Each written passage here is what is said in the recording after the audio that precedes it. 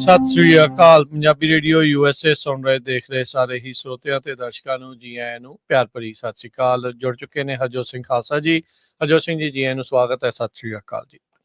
ਸਤਿ ਸ਼੍ਰੀ ਅਕਾਲ, ਧੰਨਵਾਦ ਜੀ ਆਇਆਂ ਨੂੰ। ਪੰਜਾਬੀ ਰੇਡੀਓ USA ਦੇ ਜਿੰਨੇ ਵੀ ਸਰੋਤੇ ਸਾਡੇ ਸਾਰੇ ਹੀ AM ਸਟੇਸ਼ਨਸ, FM ਸਟੇਸ਼ਨਸ, ਘਰਾਂ ਦੇ ਵਿੱਚ ਰੇਡੀਓ ਸੈਟਸ ਦੇ ਰਾਹੀਂ, ਟੈਲੀਫੋਨ ਦੇ ਰਾਹੀਂ, ਫੇਸਬੁੱਕ, YouTube ਤੇ ਲਾਈਵ ਦੇਖ ਰਹੇ ਹੋ, ਸੁਣ ਰਹੇ ਹੋ, ਸਾਰਿਆਂ ਨੂੰ ਜੀ ਆਇਆਂ ਨੂੰ ਤੇ ਬਹੁਤ ਹੀ ਪਿਆਰ ਤੇ ਸਤਿਕਾਰ ਭਰੀ ਸਤਿ ਸ੍ਰੀ ਅਕਾਲ। ਸਰੋਤਿਓ, ਅੱਜ ਮਾਰਚ ਦੀ 25 ਤਰੀਕ ਆ, ਦਿਨ ਮੰਗਲਵਾਰ ਆ ਤੇ ਤੁਹਾਡੇ ਲਈ ਸਵੇਰ ਦਾ ਅਪਡੇਟ ਅਮਰੀਕਾ ਪ੍ਰੋਗਰਾਮ ਲੈ ਕੇ ਹਾਜ਼ਰ ਹੋਏ ਆ।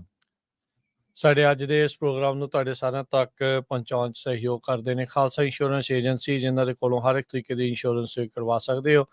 ਇੰਸ਼ੋਰੈਂਸ ਬਾਰੇ ਪਤਾ ਕਰਨ ਲਈ ਕਾਲ ਕਰ ਸਕਦੇ ਹੋ 408-272-2500। ਟੇਕਿਆਣਾ ਇਮੀਗ੍ਰੇਸ਼ਨ ਲਾ ਫਰਮ, US ਇਮੀਗ੍ਰੇਸ਼ਨ ਦਾ ਹੋਵੇ ਕਿਸੇ ਵੀ ਤਰੀਕੇ ਦਾ ਕੰਮ, ਕਾਲ ਅਟਰਨੀ ਜੇ ਟੇਕਿਆਣਾ 415-909-0503 ਦੇ ਉੱਤੇ। Manjeet Singh Kular, Avtar Singh Manzil Clovis, Satnam Singh Sunny Purewal Yuba City, Lakhvir Singh Samra Texas, Gurmel Singh Laddar Bakersfield, Amarjit Singh Stockton, Grewal Travel Services Yuba City. Tax, payroll, visa, OCI card, passport ਦੀਆਂ ਸਰਵਿਸਿਜ਼ ਲੈ ਸਕਦੇ ਹੋ। ਕਾਲ 5307517605 ਦੇ ਉੱਤੇ। Harjeet Singh Lathrop, Gurmel Basi Elk Grove, ਊੜਾ ਡੈਟ ਰਿਲੀਫ ਵਾਲੇ ਨਰਮਲ ਸਿੰਘ ਮਾਨ, ਇਕਨੋਮਿਕ ਹਾਰਡਸ਼ਿਪ ਹੈ, ਬੈਂਕਰਪਸੀ ਤੋਂ ਬਚਣਾ ਆ, ਕਾਲ ਕਰ ਸਕਦੇ ਹੋ 8888889914।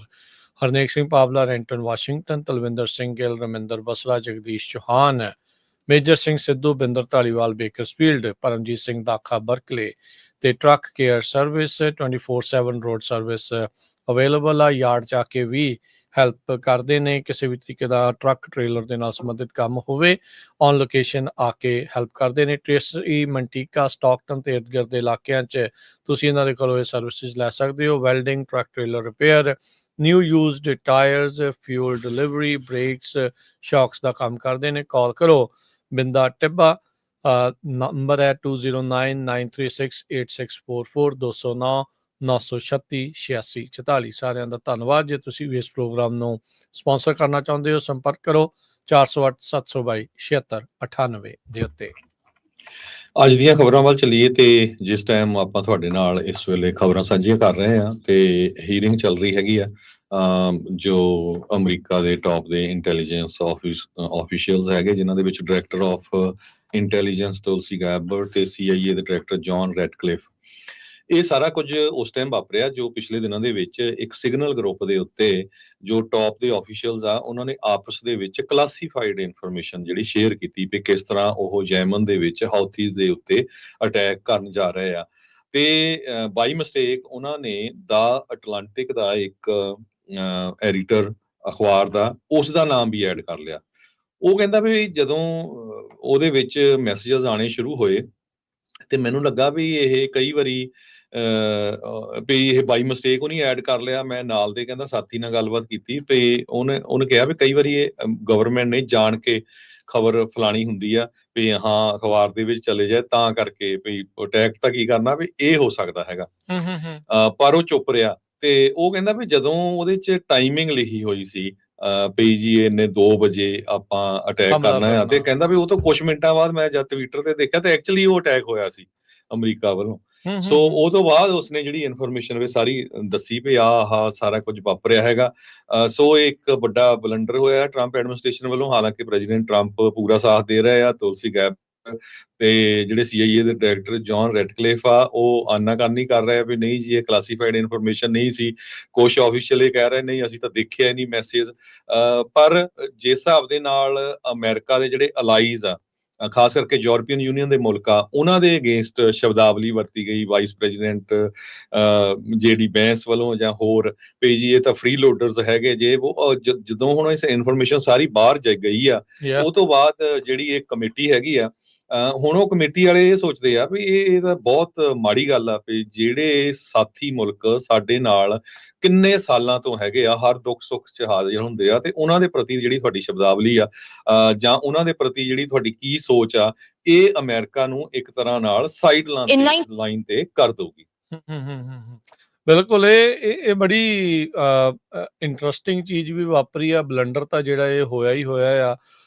ਇੱਥੇ ਕੈਸ਼ ਪਟੇਲ ਵੀ ਬੈਠਾ ਆ। ਸਾਰੇ ਮਤਲਬ ਟੌਪ ਦੇ ਜਿਹੜੇ ਉਹ ਲੋਕ ਉੱਥੇ ਬਿਠਾਏ ਆ। ਸਵਾਲ ਜਵਾਬ ਜਿਹੜੇ ਇਸ ਦੇ ਵਿੱਚ ਕੀਤੇ ਜਾ ਰਹੇ ਆ। ਉੱਥੇ ਵੀ ਸਵਾਲ ਕੀਤਾ ਗਿਆ ਵੀ ਅੱਛਾ ਜੇ ਤੁਸੀਂ ਕਹਿੰਦੇ ਵੀ ਇਹ ਕਲਾਸੀਫਾਈਡ ਇਨਫੋਰਮੇਸ਼ਨ ਨਹੀਂ ਆ ਜਿਹੜਾ CIA ਦਾ ਰੈਡਕਲਿਫ ਕਹਿ ਰਿਹਾ ਆ, ਤਾਂ ਕਹਿੰਦੇ ਵੀ ਇਹਦਾ ਮਤਲਬ ਇਹ ਆ ਵੀ ਜੇ ਉਹ ਇਨਫੋਰਮੇਸ਼ਨ ਸਾਰੀ ਉਹ ਕੱਢ ਦੇਵੇ ਤਾਂ ਉੱਤੇ ਕੋਈ ਕਾਰਵਾਈ ਨਹੀਂ ਹੋਊਗੀ। ਤਾਂ ਉਸ ਦੇ ਉੱਤੇ ਉਹ ਮੂੰਹ ਵੱਟ ਗਿਆ, ਕਹਿੰਦਾ ਵੀ ਨਹੀਂ ਇਹ ਡਿਪਾਰਟਮੈਂਟ ਆਫ ਜਸਟਿਸ ਦਾ ਜਿਹੜਾ ਉਹ ਮਾਮਲਾ ਆ। ਤੇ ਉਹਨਾਂ ਨੇ ਕੈਸ਼ ਪਟੇਲ ਨੂੰ ਪੁੱਛਿਆ, ਕਹਿੰਦੇ ਵੀ ਤੂੰ ਤਾਂ ਵਕੀਲ ਵੀ ਆ, ਤੂੰ ਵੀ ਦੱਸ। ਕਹਿੰਦਾ ਨਹੀਂ ਮੈਨੂੰ ਨਹੀਂ ਪਤਾ। ਇੱਥੇ ਤੱਕ ਵੀ ਪੁੱਛਿਆ ਗਿਆ ਜਿਹੜੇ ਮੈਸੇजेस ਵਾਈਸ ਪ੍ਰੈਜ਼ੀਡੈਂਟ ਨੇ ਉਸ ਸਿਗਨਲ ਗਰੁੱਪ ਦੇ ਵਿੱਚ ਲਿਖੇ ਸੀ, ਰੈਡਕਲਿਫ ਨੇ ਇਨਕਾਰ ਹੀ ਕਰ ਦਿੱਤਾ, ਕੋਰਾ ਜਵਾਬ ਹੀ ਦੇ ਦਿੱਤਾ। ਕਹਿੰਦਾ ਨਹੀਂ ਨਹੀਂ ਮੈਂ ਪੜ੍ਹੇ ਹੀ ਨਹੀਂ, ਮੈਨੂੰ ਨਹੀਂ ਕਹਿੰਦਾ ਵੀ ਕੁਝ ਵੀ ਇਸ ਚੀਜ਼ ਦੇ ਬਾਰੇ ਜਿਹੜਾ ਉਹ ਪਤਾ ਹੈਗਾ। ਸੋ ਇਹ ਪਿੱਛਾ ਛਡਾਉਣ ਦੀ ਇਸ ਟਾਈਮ ਕੋਸ਼ਿਸ਼ ਕਰ ਰਹੇ ਆ, ਪਰ ਇਹ ਜੋ ਇਹਨਾਂ ਦੇ ਕੋਲੋਂ ਅਣਗਹਿਲੀ ਹੋਈ ਆ, ਜਾਣੇ ਅਣਜਾਣੇ ਜਿੱਦਾਂ ਵੀ ਇਹ ਚੀਜ਼ ਵਾਪਰੀ ਆ, ਇਹ ਹੁਣ ਖਾਸਾ ਜਿਹੜਾ ਇਹਨਾਂ ਨੂੰ ਪਿੰਚ ਜਿਹੜੀ ਉਹ ਕਰ ਰਹੀ ਹੈਗੀ ਆ। ਜਿਹੜੇ ਸਵਾਲ ਜਵਾਬ ਇਹ ਕੀਤੇ ਜਾ ਰਹੇ ਸੀ ਵੀ ਭਾਈ ਜਿਹੜੀਆਂ ਇਨਫੋਰਮੇਸ਼ਨ ਤੁਸੀਂ ਸਾਂਝੀਆਂ ਕੀਤੀਆਂ ਆ ਇਸ ਪੂਰੇ ਮਾਮਲੇ ਦੇ ਵਿੱਚ, ਵੀ ਅਮਰੀਕਾ ਦੇ 에ਅਰ ਫੋਰਸ ਨੇ ਜਾ ਕੇ ਉੱਤੇ ਜਿਹੜਾ ਹਮਲਾ ਕਰਨਾ ਸੀ, ਵੀ ਜੇ ਬਾਗੀਆਂ ਨੂੰ ਪਤਾ ਲੱਗ ਜਾਂਦਾ, ਵਿਰੋਧੀਆਂ ਨੂੰ ਪਤਾ ਲੱਗ ਜਾਂਦਾ, ਤਾਂ ਸਾਡੇ ਜਿਹੜੇ ਸਰਵਿਸਮੈਨ ਆ ਉਹ ਤਾਂ ਖਤਰੇ ਦੇ ਵਿੱਚ ਜਿਹੜੇ ਉਹ ਪੈ ਸਕਦੇ ਸੀ। ਉਸ ਉੱਤੇ ਜਿਹੜਾ ਅਜੇ ਇਹਨਾਂ ਦੇ ਬੁੱਲ ਜਿਹੜੇ ਉਹ ਸੀਤੇ, ਇਹਨਾਂ ਨੂੰ ਕੋਈ ਜਵਾਬ ਜਿਹੜਾ ਆ ਉਹ ਸਿੱਧਾ ਆ ਨਹੀਂ ਰਿਹਾ। ਹਾਂ ਇਹ ਹੁਣ ਜੀ ਚੀਜ਼ ਜਿਹੜੀ ਉਹ ਪੱਕੀ ਆ ਵੀ ਬਹੁਤ ਵੱਡੀ ਅਣਗਹਿਲੀ ਹੋਈ ਆ। ਹੁਣ ਸਵਾਲ ਕਹਿੰਦੇ ਇਹਦੇ ਵਿੱਚ ਜ਼ਿਆਦਾ ਨਾਲ ਇਹ ਉੱਠ ਰਹੇ ਆ ਵੀ ਕੀ ਇਸ ਤੋਂ ਇਲਾਵਾ ਵੀ ਕੋਈ ਹੋਰ ਇਦਾਂ ਦੀਆਂ ਚੀਜ਼ਾਂ ਇਹ ਇਸ ਤਰੀਕੇ ਦੇ ਨਾਲ ਅਨਆਥੋਰਾਈਜ਼ਡ ਐਪਸ ਦੇ ਉੱਤੇ ਇੱਕ ਦੂਜੇ ਦੇ ਨਾਲ ਜਿਹੜਾ ਉਹ ਸ਼ੇਅਰ ਕਰ ਰਹੇ ਆ। ਕੱਲਾ ਸ਼ੇਅਰ ਨਹੀਂ ਕਰ ਰਹੇ, ਇਹਨਾਂ ਨੂੰ ਇਹੀ ਨਹੀਂ ਪਤਾ ਵੀ ਗਰੁੱਪ 'ਚ ਬੰਦੇ ਕਿਹੜੇ ਕਿਹੜੇ ਆ, ਵੀ ਉਸ ਦੇ ਵਿੱਚ ਬੰਦਾ ਉਹਨਾਂ ਨੇ ਐਡ ਜਿਹੜਾ ਉਹ ਕਿਹੜਾ ਕੀਤਾ ਆ। ਹਾਂ ਇਹ ਗੱਲ ਤੁਹਾਡੀ ਬਿਲਕੁਲ ਸਹੀ ਆ ਵੀ ਇਹ ਕਈ ਵਾਰੀ ਜਾਣਬੁੱਝ ਕੇ ਜਿਹੜੀ ਖਬਰ ਰੇੜਨੀ ਹੁੰਦੀ ਹੈ ਜਾਂ ਉਹਨਾਂ ਨੇ ਕੋਈ ਜਾਣ ਕੇ ਲੀਕ ਜਿਹੜੀ ਉਹ ਕਰਨੀ ਹੋਵੇ ਤਾਂ ਉਹ ਵੱਖਰੀ ਗੱਲ ਆ। ਪਰ ਜਿਸ ਹਿਸਾਬ ਦੇ ਨਾਲ ਇੱਕ ਦੂਜੇ ਦੇ ਨਾਲ secretary of state, vice president, department of defence ਦੇ ਜਿਹੜੇ ਸਕੱਤਰ ਆ, CIA ਦਾ ਜਿਹੜਾ ਚੀਫ ਆ, DNI department of national security agency ਦੇ ਜਿਹੜੇ ਬੰਦੇ ਆ, ਵੀ ਉਹ ਆਪਸ ਵਿੱਚ ਗੱਲਾਂ ਕਰ ਰਹੇ। ਮਤਲਬ ਇਹ ਤੋਂ ਟੌਪ ਦਾ ਬਰਾਸ ਨਹੀਂ ਹੋ ਸਕਦਾ। ਮਤਲਬ this is the top level, ਜਿੱਦਾਂ ਜਿਹਨੂੰ ਕਰੀਮ ਕਹਿ ਦਿੰਦੇ ਆ, ਵੀ ਸਾਰੀਆਂ ਜਿਹੜੇ ਮਹਿਕਮੇ ਡਿਫੈਂਸ ਦੇ, ਇੰਟੈਲੀਜੈਂਸ ਦੇ, ਇਹਨਾਂ ਇਹ 10 ਬੰਦਿਆਂ ਦੇ ਥੱਲੇ ਜਿਹੜੇ ਉਹ ਆਉਂਦੇ ਆ। ਤੇ ਇਹ ਇੰਨੀ ਵੱਡੀ ਅਣਗਹਿਲੀ ਜਿਹੜੀ ਉਹ ਕਰ ਰਹੇ ਆ, ਤੇ ਹੋਰ ਪਾਸੇ ਪਤਾ ਨਹੀਂ ਕੀ ਹੋ ਰਿਹਾ ਹੋਊਗਾ। ਉਦਾਂ ਸਭ ਨੂੰ ਹੀ ਪਤਾ ਹੈ ਹਰਜੋਤ ਸਿੰਘ ਜੀ, ਵੀ ਜੇ ਕਿਤੇ ਆਮ ਬੰਦੇ ਕੋ ਕਿਤੇ ਕਲਾਸੀਫਾਈਡ ਇਨਫੋਰਮੇਸ਼ਨ ਜੇ ਕਿਤੇ ਲੀਕ ਹੋ ਜਾਵੇ ਜਾਂ ਕੋਈ ਜਾਣ ਕੇ ਕਰ ਦੇਵੇ ਤਾਂ ਉਹਦੇ ਨਾਲ ਬਾਅਦ ਚ ਕੀ ਬਣਦਾ ਆ। ਇਹ ਖਾਦੀ ਪੀਤੀ ਚ ਲੀਕ ਵਾਲੀ ਗੱਲ ਕਹਿ ਕੇ ਇੱਥੇ ਸਰਨਾ ਨਹੀਂ ਆ। ਇਹਦਾ ਕਿਤੇ ਨਾ ਕਿਤੇ ਜਿਹੜਾ ਜਵਾਬ ਹੈ ਇਹਨਾਂ ਨੂੰ ਦੇਣਾ ਪੈਣਾ, ਜੋ ਹਾਲ ਦੀ ਘੜੀ ਇਹਨਾਂ ਨੂੰ ਦੇਣਾ ਨਹੀਂ ਆ ਰਿਹਾ ਹੈਗਾ। ਰਿਪਬਲਿਕਨ ਦੇ ਪ੍ਰੈਜ਼ੀਡੈਂਟ ਟਰੰਪ ਹੁਣੀ ਆਨਾਕਾਨੀ ਕਰ ਰਹੇ ਆ। ਸੈਨੇਟਰ ਟੌਮ ਕਾਟਨ ਰਿਪਬਲਿਕਨ ਅਰਕਨਸਾਸ ਤੋਂ ਚੇਅਰਮੈਨ ਹੈ ਇੰਟੈਲੀਜੈਂਸ ਕਮੇਟੀ ਦੇ, ਉਹਨੇ ਕਹਿੰਦੇ ਵੀ ਸਿਗਨਲ ਟੈਕਸ ਵਾਲਾ ਜਿਹੜਾ ਚੇਨ ਦਾ ਕੁਐਸਚਨ ਉਹ ਪੁੱਛਿਆ ਹੀ ਨਹੀਂ, ਤੇ ਉਹਨਾਂ ਨੇ ਮੇਨ ਫੋਕਸ ਜਿਹੜਾ ਰੱਖਿਆ ਡਰੱਗ ਕਾਰਟਲ ਤੇ ਚਾਈਨਾ ਤੇ। ਸੋ ਜਦ ਕਿ ਹੀਅਰਿੰਗ ਅੱਜ ਮੇਨ ਇਸ ਦੇ ਉੱਤੇ ਹੋ ਰਹੀ ਆ। ਪ੍ਰੈਜ਼ੀਡੈਂਟ ਟਰੰਪ ਹੁਣਾਂ ਨੇ ਜਿਹੜਾ ਉਹਨਾਂ ਦਾ ਨੈਸ਼ਨਲ ਸਿਕਿਉਰਿਟੀ ਐਡਵਾਈਜ਼ਰ ਆ ਮਾਈਕਲ ਵਾਲਜ਼, ਉਹਦੇ ਸੰਬੰਧ ਚ ਉਹਨੇ ਕਿਹਾ ਵੀ he is a good man and he has learned a lesson. So ਉਹ ਵੀ ਉਹਨਾਂ ਦੀ ਪਿੱਠ ਦੇ ਉੱਤੇ ਪੂਰੇ ਆ। ਪਰ ਇਹਦੇ ਨਾਲ ਬਹੁਤ ਸਾਰੇ ਜਿਹੜੇ ਇੰਟੈਲੀਜੈਂਸ ਮਹਿਕਮੇ ਦੇ ਨਾਲ ਸੰਬੰਧਿਤ ਲੋਕ ਆ ਜਾਂ ਜਿਹੜੇ ਫਿਕਰ ਕਰਦੇ ਆ, ਉਹ ਕਹਿੰਦੇ ਭਈ ਬਾਕੀ ਜਿਹੜੇ ਰਸ਼ੀਆ, ਚਾਈਨਾ, ਉਹਨਾਂ ਦੇ ਲਈ ਕਿੰਨਾ ਸੌਖਾ ਹੋਊਗਾ ਵੀ ਦੇਖੋ ਅਮਰੀਕਾ ਵਾਲੇ ਇੰਨੀ ਜਿਹੜੀ ਕੇਅਰ ਹੀ ਨਹੀਂ ਕਰ ਰਹੇ ਹੈਗੇ ਕਲਾਸੀਫਾਈਡ ਇਨਫੋਰਮੇਸ਼ਨ ਦੀ, ਤੇ ਉਹ ਸਾਰੀ ਜਿਹੜੀ ਇਨਫੋਰਮੇਸ਼ਨ ਆ ਉਹਨਾਂ ਦੇ ਕੋਲ ਵੀ ਪਹੁੰਚੀ ਹੋਊ। ਜਿਹੜੇ ਬੰਦੇ ਹੁਣ ਜਿੱਦਾਂ ਖਾਦੀ ਪੀਤੀ ਵਾਲੀ ਗੱਲ ਸੀ ਵੀ ਡਿਪਾਰਟਮੈਂਟ ਆਫ ਡਿਫੈਂਸ ਦੇ ਸਕੱਤਰ ਦੇ ਉੱਤੇ ਦੋਸ਼ ਇਹ ਲੱਗਦੇ ਵੀ ਪੈਗੀ ਬਹੁਤ ਲਾ ਲੈਂਦਾ ਆ, ਵੀ ਬਾਅਦ ਚ ਖਾਦੀ ਪੀਤੀ ਚ ਵਾਕਿਆ ਹੀ ਨਾ ਵੀ ਚਾਈਨਾ ਵਾਲਿਆਂ ਨੂੰ ਦੱਸੀ ਜਾਂਦਾ ਹੋਵੇ ਵੀ ਅੱਛਾ ਏਦਾਂ ਵੀ ਕਰਨ ਲੱਗੇ ਅਸੀਂ ਓਦਾਂ ਵੀ ਜਿਹੜਾ ਕਰਨ ਲੱਗੇ ਆ। ਉਹ ਈਲੋਨ ਮਸਕ ਆ, ਉਹ ਭੱਜਾ ਫਿਰਦਾ ਸਾਰੀ ਜਿਹੜੀਆਂ ਏਜੰਸੀਜ਼ ਦੇ ਵਿੱਚ, ਕਿਤੇ ਉਹ ਤਾਂ ਨਹੀਂ, ਉਹਦੇ ਥਰੂ ਤਾਂ ਨਹੀਂ ਕਿਤੇ ਕੁਝ ਲੀਕ ਹੋ ਜਾਊਗਾ। ਸੋ ਲੋਕਾਂ ਦੇ ਮਨਾਂ 'ਚ ਸਵਾਲ ਤਾਂ ਬਹੁਤ ਆ। ਪਰ ਅੱਜ ਜਿਹੜੀ ਇਹ ਗੱਲ ਆ ਵੀ ਦੇਖੋ ਵੀ ਟਰੰਪ ਹੁਣਾਂ ਦੀ ਪਿੱਠ ਦੇ ਉੱਤੇ ਜਿਹੜਾ ਉਹ ਆ ਕੇ ਨੈਸ਼ਨਲ ਸਿਕਿਉਰਿਟੀ ਦੇ ਮਸਲੇ ਦੇ ਵਿੱਚ ਵੀ ਜੇ ਤੁਸੀਂ ਇੱਕ ਪਾਰਟੀ ਦੀ ਜਾਂ ਇੱਕ ਬੰਦੇ ਦੀ ਲਾਈਨ ਟੋ ਕਰਨ ਲੱਗ ਗਏ ਤਾਂ ਤੁਸੀਂ ਅਮਰੀਕਨ ਨਹੀਂ ਰਹੇ, ਤੁਸੀਂ ਅਨ ਅਮਰੀਕਨ ਜਿਹੜੀ ਉਹ ਚੀਜ਼ ਇਸ ਦੇ ਵਿੱਚ ਬਣ ਜਾਂਦੀ ਆ। ਕਈਆਂ ਨੂੰ ਇਹ ਗੱਲ ਹਜਮ ਨਹੀਂ ਹੁੰਦੀ, ਕਈਆਂ ਨੂੰ ਇਹ ਗੱਲ ਚੰਗੀ ਨਹੀਂ ਲੱਗਦੀ। ਇਹ ਡੈਮੋਕ੍ਰੇਟਾਂ ਦੇ ਉੱਤੇ ਵੀ ਲਾਗੂ ਹੁੰਦੀ ਆ ਬਰਾਬਰ ਹੀ, ਤੇ ਉਦਾਂ ਹੀ ਜਿਹੜੇ ਰਿਪਬਲਿਕਨਸ ਦੇ ਉੱਤੇ ਵੀ ਬਰਾਬਰ ਲਾਗੂ ਹੁੰਦੀ ਆ। ਜਦੋਂ ਤੁਸੀਂ ਅਮਰੀਕਾ ਦੇ ਸਰਵਿਸਮੈਨ, ਉਹਨਾਂ ਦੀ ਫੌਜ ਦੇ ਵਿੱਚ ਕੰਮ ਕਰਨ ਵਾਲੇ, ਉਹਨਾਂ ਦੀ ਜਾਨ, ਕਿਉਂਕਿ ਆਪ ਤਾਂ ਇਹਨਾਂ ਨੇ ਜਾਣਾ ਨਹੀਂ। ਹੁਣ ਟਰੰਪ ਉਹਨਾਂ ਨੇ ਤਾਂ ਨਕਲੀ ਹੱਡੀਆਂ ਦਾ ਸਰਟੀਫਿਕੇਟ ਬਣਾ ਲਿਆ ਸੀਗਾ ਵੀ ਵੀਅਤਨਾਮ ਵਾਰ ਦੀ ਡਰਾਫਟ ਦੇ ਵਿੱਚ ਇਸ ਨੂੰ ਜਾਣਾ ਨਾ ਪਵੇ।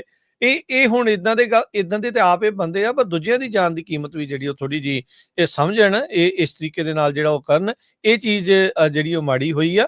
ਤੇ ਇਵੈਂਚੁਅਲੀ ਹੋਪਫੁਲੀ ਇਸ ਦੀ ਜਿਹੜੀ ਕੋਈ ਅਕਾਊਂਟੇਬਿਲਟੀ ਆਵੇ, ਇਸ ਨੂੰ ਲੈ ਕੇ ਜਿਹੜੀ ਹੀਅਰਿੰਗ ਜਿਹੜੀ ਉਹ ਜ਼ਰੂਰ ਚੱਲ ਰਹੀ ਹੈਗੀ ਆ।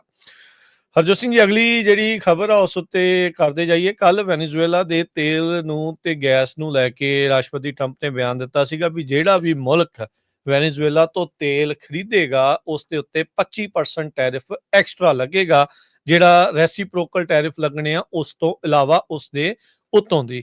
ਇਹ ਖਬਰ ਸੁਣਦੇ ਆ ਚਾਈਨਾ ਦੇ ਵਿੱਚ ਕਹਿੰਦੇ ਵੀ ਧੜਥੱਲੀ ਜਿਹੜੀ ਉਹ ਮਚ ਗਈ, ਕਿਉਂਕਿ ਚਾਈਨਾ ਸਭ ਤੋਂ ਜ਼ਿਆਦਾ ਤੇਲ ਵੈਨੇਜ਼ੁਏਲਾ ਤੋਂ ਖਰੀਦਦਾ ਸੀਗਾ। ਚਾਈਨਾ ਨੇ ਤੇ ਰਸ਼ੀਆ ਨੇ ਇੱਥੋਂ ਤੱਕ ਵੀ ਕੋਸ਼ਿਸ਼ਾਂ ਕੀਤੀਆਂ ਸੀਗੀਆਂ ਵੀ ਵੈਨੇਜ਼ੁਏਲਾ ਦੇ ਵਿੱਚ ਕਿਸੇ ਨਾ ਕਿਸੇ ਤਰੀਕੇ ਆਪਣਾ ਫੌਜੀ ਸਥਾਨ ਜਿਹੜਾ ਆ ਉਹ ਬਣਾ ਲਈਏ, ਕੋਈ ਨਾ ਕੋਈ ਜਿਹੜੀ ਛਾਉਣੀ ਜਿਹੜੀ ਉੱਥੇ ਤਿਆਰ ਕਰ ਲਈਏ ਵੀ ਅਸੀਂ ਅਮਰੀਕਾ ਦੇ ਲਾਗੇ ਜਿਹੜਾ ਉਹ ਪਹੁੰਚ ਜਾਵਾਂਗੇ। ਹੁਣ 25% ਟੈਰਿਫ ਤੋਂ ਕੰਬਦੇ ਹੋਏ ਕਹਿੰਦੇ ਵੀ ਚਾਈਨਾ ਵਾਲਿਆਂ ਨੇ ਜਿਹੜੇ ਤੇਲ ਲੈਣਾ ਆ ਉਸ ਨੂੰ ਹਾਲ ਦੀ ਘੜੀ ਸਟਾਲ ਕਰ ਦਿੱਤਾ ਆ, ਉਸ ਨੂੰ ਇਹਨਾਂ ਨੇ ਰੋਕ ਦਿੱਤਾ ਹੈ। ਸੋ ਟਰੰਪ ਹੁਣਾਂ ਦਾ ਇਹ ਜਿਹੜਾ ਪੈਂਤੜਾ ਵੈਨੇਜ਼ੁਏਲਾ ਦੇ ਤੇਲ ਨੂੰ ਲੈ ਕੇ 25% ਟੈਰਿਫ ਵਾਲਾ, ਉਹ ਚਾਈਨਾ ਨੂੰ ਲੈ ਕੇ ਜਿਹੜਾ ਉਹ ਕਾਮਯਾਬ ਹੋਇਆ ਆ।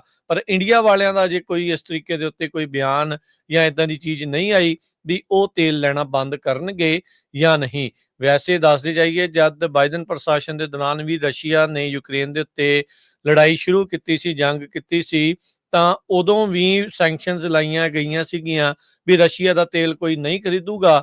ਪਰ ਇੰਡੀਆ ਵਾਲਿਆਂ ਨੇ ਕਈ ਤਰੀਕੇ ਦੇ ਗੁਪਤ ਨਵੇਂ ਰਾਊਟ ਬਣਾ ਕੇ ਤੇ ਕਈ ਸਿੱਧੇ ਤੇ ਅਸਿੱਧੇ ਤਰੀਕੇ ਦੇ ਵਿੱਚ ਰਸ਼ੀਆ ਦਾ ਤੇਲ ਜਿਹੜਾ ਉਹ ਖਰੀਦਦੇ ਰਹੇ ਸੀਗੇ। ਸੋ ਹੁਣ ਵੈਨੇਜ਼ੁਏਲਾ ਦੇ ਇਸ ਤੇਲ ਦੇ ਆਰਡਰ ਤੋਂ ਬਾਅਦ 25% ਟੈਰਿਫ ਨੂੰ ਲੈ ਕੇ ਇੰਡੀਆ ਕੀ ਫੈਸਲਾ ਲੈਂਦਾ ਆ, ਉਹ ਦੇਖਣ ਵਾਲੀ ਗੱਲ ਆ।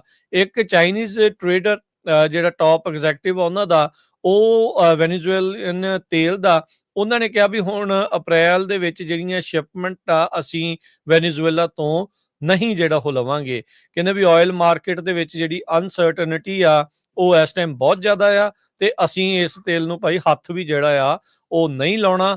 ਕਹਿੰਦੇ ਵੀ ਇੱਕ ਹੋਰ ਇੰਡੀਪੈਂਡੈਂਟ ਰਿਫਾਈਨਰ ਜਿਹੜਾ ਕਦੀ ਵੈਨੇਜ਼ੁਏਲਾ ਦਾ ਤੇਲ ਖਰੀਦਦਾ ਸੀਗਾ, ਉਹਨੇ ਵੀ ਕਿਹਾ ਵੀ ਇਸ ਆਰਡਰ ਦੇ ਨਾਲ ਕਨਫਿਊਜ਼ਨ ਸਾਡੇ ਲਈ ਜ਼ਿਆਦਾ ਵਧੀ ਪਈ ਆ ਤੇ ਕਹਿੰਦੇ ਵੀ ਸਿੰਗਾਪੁਰ ਬੇਸਡ ਜਿਹੜੇ ਬਾਇਰਸ ਹੈ ਵੈਨੇਜ਼ੁਏਲਨ ਫਿਊਲ ਆਇਲ ਦੇ ਉੱਤੇ, ਉਹਨਾਂ ਉੱਤੇ ਵੀ ਇਸ ਦਾ ਅਸਰ ਹੋਣਾ ਆ ਤੇ ਕਹਿੰਦੇ ਵੀ ਇਹ ਟੋਟਲ ਮੈਸ ਜਿਹੜਾ ਉਹ ਹੋਊਗਾ। ਸੋ ਇਹ ਚਾਈਨਾ ਕਹਿੰਦੇ ਵੀ ਵੈਨੇਜ਼ੁਏਲਾ ਦਾ ਸਭ ਤੋਂ ਵੱਡਾ ਆਇਲ ਬਾਇਰ ਆ। ਡਾਇਰੈਕਟਲੀ ਇਨਡਾਇਰੈਕਟਲੀ 5,03,000 ਬੈਰਲ ਪਰ ਡੇ ਵੈਨੇਜ਼ੁਏਲਾ ਦਾ ਕਰੂਡ ਆਇਲ ਤੇ ਫਿਊਲ ਜਿਹੜਾ ਉਹ ਖਰੀਦਦੇ ਆ, ਜੋ ਕਿ 55% ਉਸ ਦਾ ਐਕਸਪੋਰਟਸ ਦਾ ਜਿਹੜਾ ਉਹ ਬਣਦਾ ਆ। ਕਹਿੰਦੇ ਵੀ ਮੋਸਟਲੀ ਇਸ ਨੂੰ ਰੀਬ੍ਰਾਂਡ ਕੀਤਾ ਜਾਂਦਾ ਮਲੇਸ਼ੀਆ ਦੇ ਵਿੱਚ, ਉੱਥੇ ਜਿਹੜੀ ਟਰਾਂਸਸ਼ਿਪਮੈਂਟ ਹੁੰਦੀ ਆ। ਪਰ ਇਹ ਗੱਲ ਕਿਸੇ ਤੋਂ ਲੁਕੀ ਛਿਪੀ ਨਹੀਂ ਆ ਵੀ ਇਹ ਤੇਲ ਇਵੈਂਚੁਅਲੀ ਚਾਈਨਾ ਦੇ ਵਿੱਚ ਜਾ ਰਿਹਾ ਹੈਗਾ ਆ। ਅਗਲੀ ਖਬਰ ਵੱਲ ਚੱਲੀਏ। FBI ਦੇ ਡਾਇਰੈਕਟਰ ਕੈਸ਼ ਪਟੇਲ ਹੁਣਾਂ ਨੇ ਕਿਹਾ ਵੀ ਅਸੀਂ ਇੱਕ ਟਾਸਕ ਫੋਰਸ ਲਾਂਚ ਕਰਨ ਜਾ ਰਹੇ ਹਾਂ ਜੋ ਟੈਸਲਾ ਦੇ ਅਗੇਂਸਟ ਲੋਕ ਅਟੈਕ ਕਰ ਰਹੇ ਆ ਉਹਨਾਂ ਨੂੰ ਅਰੈਸਟ ਕਰਨ ਦੇ ਲਈ। ਕਹਿੰਦੇ ਵੀ ਇਹ ਡੋਮੈਸਟਿਕ ਟੈਰਰਿਜ਼ਮ ਹੈਗਾ, ਜਿਹੜੇ ਲੋਕ ਰਿਸਪੌਂਸੀਬਲ ਹੋਊਗੇ ਉਹਨਾਂ ਨੂੰ ਫੜਿਆ ਜਾਊਗਾ ਤੇ ਜਸਟਿਸ ਦੇ ਅੱਗੇ ਲਿਆਂਦਾ ਜਾਊਗਾ। ਇਹ ਉਹਨਾਂ ਨੇ ਆਪਣਾ ਜੋ ਐਕਸ ਆ ਉਹਦੇ ਉੱਤੇ ਲਿਖਿਆ ਹੈਗਾ। ਕਹਿੰਦੇ ਜਸਟਿਸ ਇਜ਼ ਕਮਿੰਗ। ਡੈਨ ਬੋਨਜੀਨੋ ਜੋ ਬਿਊਰੋ ਦੇ ਡਿਪਟੀ ਡਾਇਰੈਕਟਰ ਹੈਗੇ, ਉਹਨਾਂ ਨੇ ਵੀ ਇਹ ਲਿਖਿਆ ਹੈਗਾ। ਐਲੋਨ ਮਸਕ ਟੈਸਲਾ ਨੂੰ ਤੇ ਐਕਸ ਨੂੰ ਓਨ ਕਰਦੇ ਹੈਗੇ ਆ। Trump administration the department of government efficiency ਜਿਹੜੀ ਡੋਜ਼ ਆ ਉਸ ਨੂੰ ਜਿਹੜਾ ਐਡਮਿਨਿਸਟਰ ਕਰ ਰਹੇ ਹੈਗੇ ਆ ਕਾਸਟ ਕਟਿੰਗ ਦੇ ਸੰਬੰਧ ਦੇ ਵਿੱਚ, ਤੇ ਉਹਨਾਂ ਦਾ ਕਾਫੀ ਜ਼ਿਆਦਾ ਜਿਹੜਾ ਵਿਰੋਧ ਵੀ ਹੋ ਰਿਹਾ ਹੈਗਾ।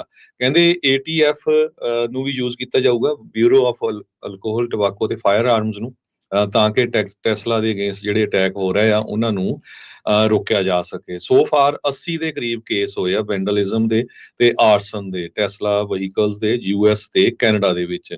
10 ਟੈਸਲਾ ਦੀਆਂ ਡੀਲਰਸ਼ਿਪ ਚ ਚਾਰਜਿੰਗ ਸਟੇਸ਼ਨ ਤੇ ਫੈਸਿਲਿਟੀਜ਼ ਜਿਨ੍ਹਾਂ ਨੂੰ ਵੈਂਡਲਸ ਨੇ ਹਿੱਟ ਕੀਤਾ ਹੈਗਾ। ਫਲੋਰੀਡਾ ਦੇ ਵਿੱਚ ਇੱਕ ਬੰਦੇ ਨੂੰ ਚਾਰਜ ਵੀ ਕੀਤਾ ਗਿਆ ਜਿਸ ਟਾਈਮ ਉਹ ਆਪਣੀ ਕਾਰ ਲੈ ਕੇ ਜਾ ਰਿਹਾ ਸੀ ਤੇ ਟੈਸਲਾ ਦੀ ਡੀਲਰਸ਼ਿਪ ਦੇ ਲਾਗੇ ਜੋ ਲੋਕ ਪ੍ਰੋਟੈਸਟ ਕਰ ਰਹੇ ਸੀ ਉਹਨਾਂ ਦੇ ਉੱਤੇ ਉਸਨੇ ਕਾਰ ਚੜਾਉਣ ਦੀ ਜਿਹੜੀ ਕੋਸ਼ਿਸ਼ ਕੀਤੀ ਹੈਗੀ ਆ।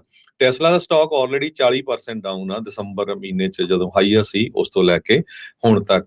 ਪ੍ਰੈਜ਼ੀਡੈਂਟ ਟਰੰਪ ਉਹਨਾਂ ਨੇ ਮਸਕ ਦੀ ਸਪੋਰਟ ਕੀਤੀ ਆ। ਪਿਛਲੇ ਦਿਨਾਂ ਦੇ ਵਿੱਚ ਉਹਨਾਂ ਨੇ ਕਾਰ ਵੀ ਖਰੀਦੀ ਸੀ, ਕਾਰ ਵਾਈਟ ਹਾਊਸ ਦੇ ਸਾਹਮਣੇ ਵਾਈਟ ਹਾਊਸ ਦੇ ਲਾਨ ਦੇ ਵਿੱਚ ਖੜੀ ਵੀ ਕੀਤੀ ਸੀ ਤਾਂ ਕਿ ਇਹਨਾਂ ਦੀ ਜਿਹੜੀ ਸੇਲ ਉੱਪਰ ਜਾ ਸਕੇ। ਸਭ ਤੋਂ ਜ਼ਿਆਦਾ ਹਿੱਟ ਟੈਸਲਾ ਯੂਰਪ ਦੇ ਮੁਲਕਾਂ ਦੇ ਵਿੱਚ ਹੋਈ ਹੈਗੀ ਆ। ਲੋਕਾਂ ਨੇ ਖਾਸ ਕਰਕੇ ਜਰਮਨ ਦੇ ਵਿੱਚ ਤਾਂ 80% ਤੱਕ ਲੋਕਾਂ ਨੇ ਜਿਹੜਾ ਬਾਈਕਾਟ ਕੀਤਾ ਹੈਗਾ।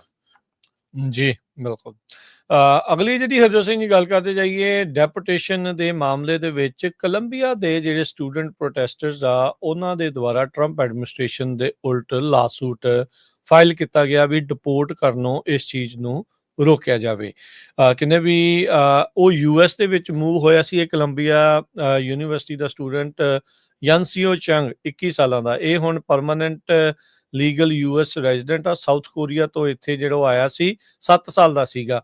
ਤੇ ਕਹਿੰਦੇ ਵੀ ਹੁਣ ਉਹ ਕਥਿਤ ਤੌਰ ਤੇ ਕਹਿ ਰਿਹਾ ਵੀ ਜਿਹੜੇ ਇਮੀਗ੍ਰੇਸ਼ਨ ਦੇ ਅਧਿਕਾਰੀ ਆ ਉਹਨਾਂ ਨੇ ਇਸ ਦੇ ਉਲਟ ਗ੍ਰੀਨ ਕਾਰਡ ਹੋਲਡਰ ਆ, ਕਹਿਣ ਦਾ ਮਤਲਬ ਵੀ ਉਸ ਦੇ ਉਲਟ ਸਰਚ ਵਾਰੰਟ ਜਿਹੜੇ ਆ ਉਹ ਕੋਲੰਬੀਆ ਫੈਸਿਲਿਟੀਜ਼ ਦੇ ਉੱਤੇ ਜਿਹੜੇ ਇਹਨਾਂ ਨੇ ਐਗਜ਼ੀਕਿਊਟ ਕੀਤੇ ਹੈਗੇ ਆ ਜਿੱਥੇ ਡੋਰਮੈਟਰੀ ਦੇ ਵਿੱਚ ਰਹਿੰਦਾ ਰਿਹਾ ਆ। ਸੋ ਕਹਿੰਦੇ ਵੀ ਲਾਸੂਟ ਦੇ ਵਿੱਚ ਹੁਣ ਇਹ ਮੰਗ ਕੀਤੀ ਜਾ ਰਹੀ ਆ ਵੀ ਇਸ ਬੀਬੀ ਦੀ ਜਿਹੜੀ ਡਿਟੈਂਸ਼ਨ ਤੇ ਡੈਪੋਟੇਸ਼ਨ ਆ ਉਸ ਨੂੰ ਰੋਕਿਆ ਜਾਵੇ। ਫਸਟ ਅਮੈਂਡਮੈਂਟ ਦਾ ਜਿਹੜਾ ਦੁਹਾਈ ਆ ਉਹ ਪਾਈ ਗਈ ਆ ਤੇ ਨਾਲ ਜਿਹੜੇ ਹੋਰ ਸੰਵਿਧਾਨਿਕ ਅਧਿਕਾਰ ਆ ਉਹਨਾਂ ਦਾ ਹਵਾਲਾ ਦਿੱਤਾ ਗਿਆ ਆ।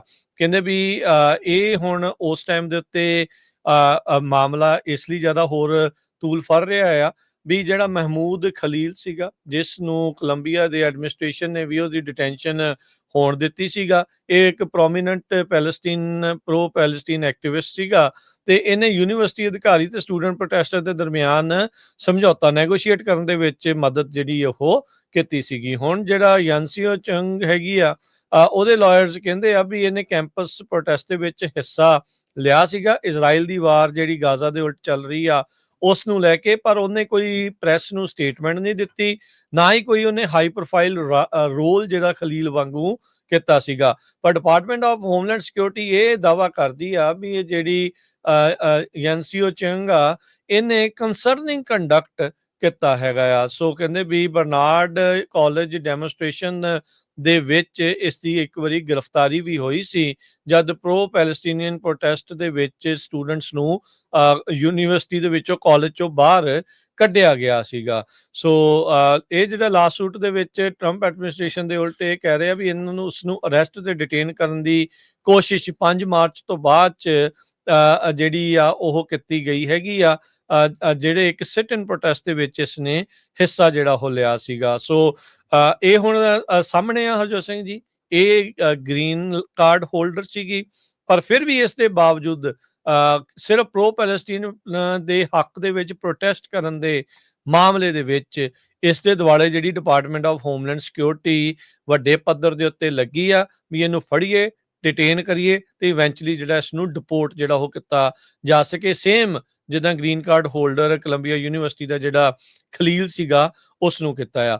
ਉਧਰ ਯੂਐਸ ਦੇ ਜਿਹੜੇ ਕਈ ਅਕੈਡਮਿਕ ਗਰੁੱਪਸ ਆ ਇਸ ਮਾਮਲੇ ਦੇ ਵਿੱਚ ਉਹਨਾਂ ਨੇ ਵੀ ਜਿਹੜੇ ਲਾਸੂਟ ਆ ਵਾਈਟ ਹਾਊਸ ਦੇ ਉਲਟ ਕਰ ਦਿੱਤਾ ਹੈ ਵੀ ਇਹ ਜਿਹੜੀਆਂ ਪਲਾਨਡ ਡੈਪੂਟੇਸ਼ਨਸ ਕੀਤੀਆਂ ਗਈਆਂ ਪ੍ਰੋ ਗਾਜ਼ਾ ਸਟੂਡੈਂਟਸ ਦੀਆਂ ਉਹਨਾਂ ਨੂੰ ਜਿਹੜਾ ਉਹ ਰੋਕਿਆ ਜਾਵੇ। American Association of University Professors, Middle East Studies Association MESA, ਇਹਨਾਂ ਨੇ ਕਹਿੰਦੇ ਵੀ ਯੂਐਸ ਫੈਡਰਲ ਕੋਰਟ ਬੋਸਟਨ ਦੇ ਵਿੱਚ ਅੱਜ ਇੱਕ ਲਾਸੂਟ ਆ ਉਹ ਜਿਹੜਾ ਉਹ ਦਰਜ ਕੀਤਾ ਆ। Green card holder Mahmoud Khalil Syrian born Palestinian ਜਿਹੜਾ ਸਾਬਕਾ ਕੋਲੰਬੀਆ ਯੂਨੀਵਰਸਿਟੀ ਦਾ ਸਟੂਡੈਂਟ ਆ ਜਿੱਕੋ ਗ੍ਰੀਨ ਕਾਰਡ ਆ।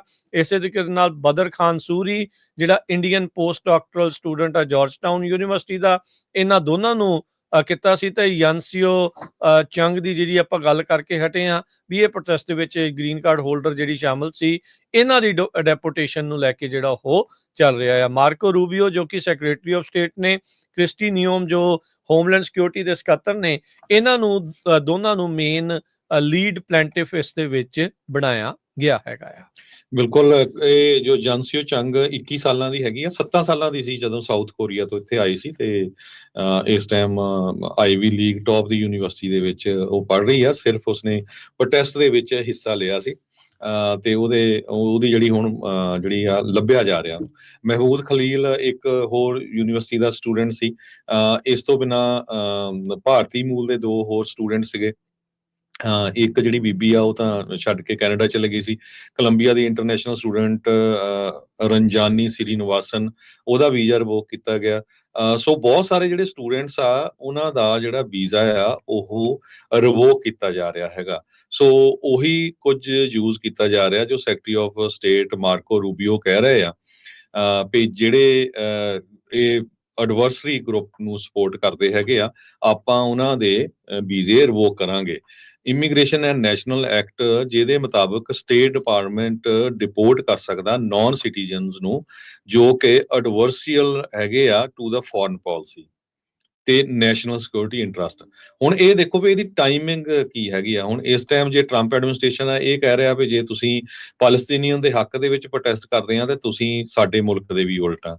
ਪਰ ਜਿਸ ਟਾਈਮ ਦੇ ਉੱਤੇ ਪ੍ਰੈਜ਼ੀਡੈਂਟ ਬਾਈਡਨ ਹੁਣੀ ਸੀ ਉਸ ਟਾਈਮ ਦੇ ਉੱਤੇ ਰਸ਼ੀਆ ਵਾਲੇ ਜਿਹੜੇ ਸੀ ਰਸ਼ੀਆ ਦੇ ਇੰਨੇ ਅਗੇਂਸਟ ਸੀ ਤੇ ਰਸ਼ੀਆ ਦਾ ਜਿਹੜਾ ਪ੍ਰੈਜ਼ੀਡੈਂਟ ਸੀ ਉਹਨੂੰ ਮੋਸਟ ਵਾਂਟਡ ਵੀ ਡਿਕਲੇਅਰ ਕੀਤਾ ਗਿਆ ਸੀ। ਸਾਰੀਆਂ ਉਹਦੇ ਤੇ ਸੈਂਕਸ਼ਨਸ ਵੀ ਲਾਈਆਂ ਗਈਆਂ ਸੀ। ਇਹਦਾ ਮਤਲਬ ਇਹ ਹੋਇਆ ਵੀ ਉਸ ਟਾਈਮ ਤੇ ਜਿਹੜਾ ਰਸ਼ੀਆ ਦੇ ਨਾਲ ਸੰਬੰਧਿਤ ਪ੍ਰੋਟੈਸਟ ਕਰਦਾ ਹੋਊਗਾ ਉਹਨਾਂ ਨੂੰ ਡਿਪੋਰਟ ਕੀਤਾ ਜਾਊਗਾ। ਸੋ ਇਹ ਜਿਹੜੀ ਸਿਚੁਏਸ਼ਨ ਆ ਬਹੁਤ ਜਿਹੜੀ ਟੈਂਸ ਚੱਲ ਰਹੀ ਹੈਗੀ ਆ, ਖਾਸ ਕਰਕੇ ਜਿਹੜੇ ਯੂਨੀਵਰਸਿਟੀ ਦੇ ਸਟੂਡੈਂਟਸ ਆ ਆਪਣੇ ਲੋਕਾਂ ਦੇ ਨਿਆਣੇ ਵੀ ਬਹੁਤ ਪੜ੍ਹਦੇ ਆ ਵੀ ਭਾਈ ਉਹਨਾਂ ਨੂੰ ਥੋੜਾ ਸਮਝਾ ਕੇ ਰੱਖੋ, ਸਿਟੀਜ਼ਨ ਹੈ ਨਹੀਂ ਤਾਂ ਕਿਸੇ ਤਰ੍ਹਾਂ ਦਾ ਜਿਹੜਾ ਪ੍ਰੋਟੈਸਟ ਕਰਦੇ ਆ ਗ੍ਰੀਨ ਕਾਰਡ ਹੋਲਡਰ ਆ ਤੁਹਾਨੂੰ ਕਿਸੇ ਵੀ ਤਰ੍ਹਾਂ ਜਿਹੜਾ ਆ ਉਹ ਤੁਹਾਡਾ ਰਿਵੋਕ ਕੀਤਾ ਜਾ ਸਕਦਾ ਹੈਗਾ।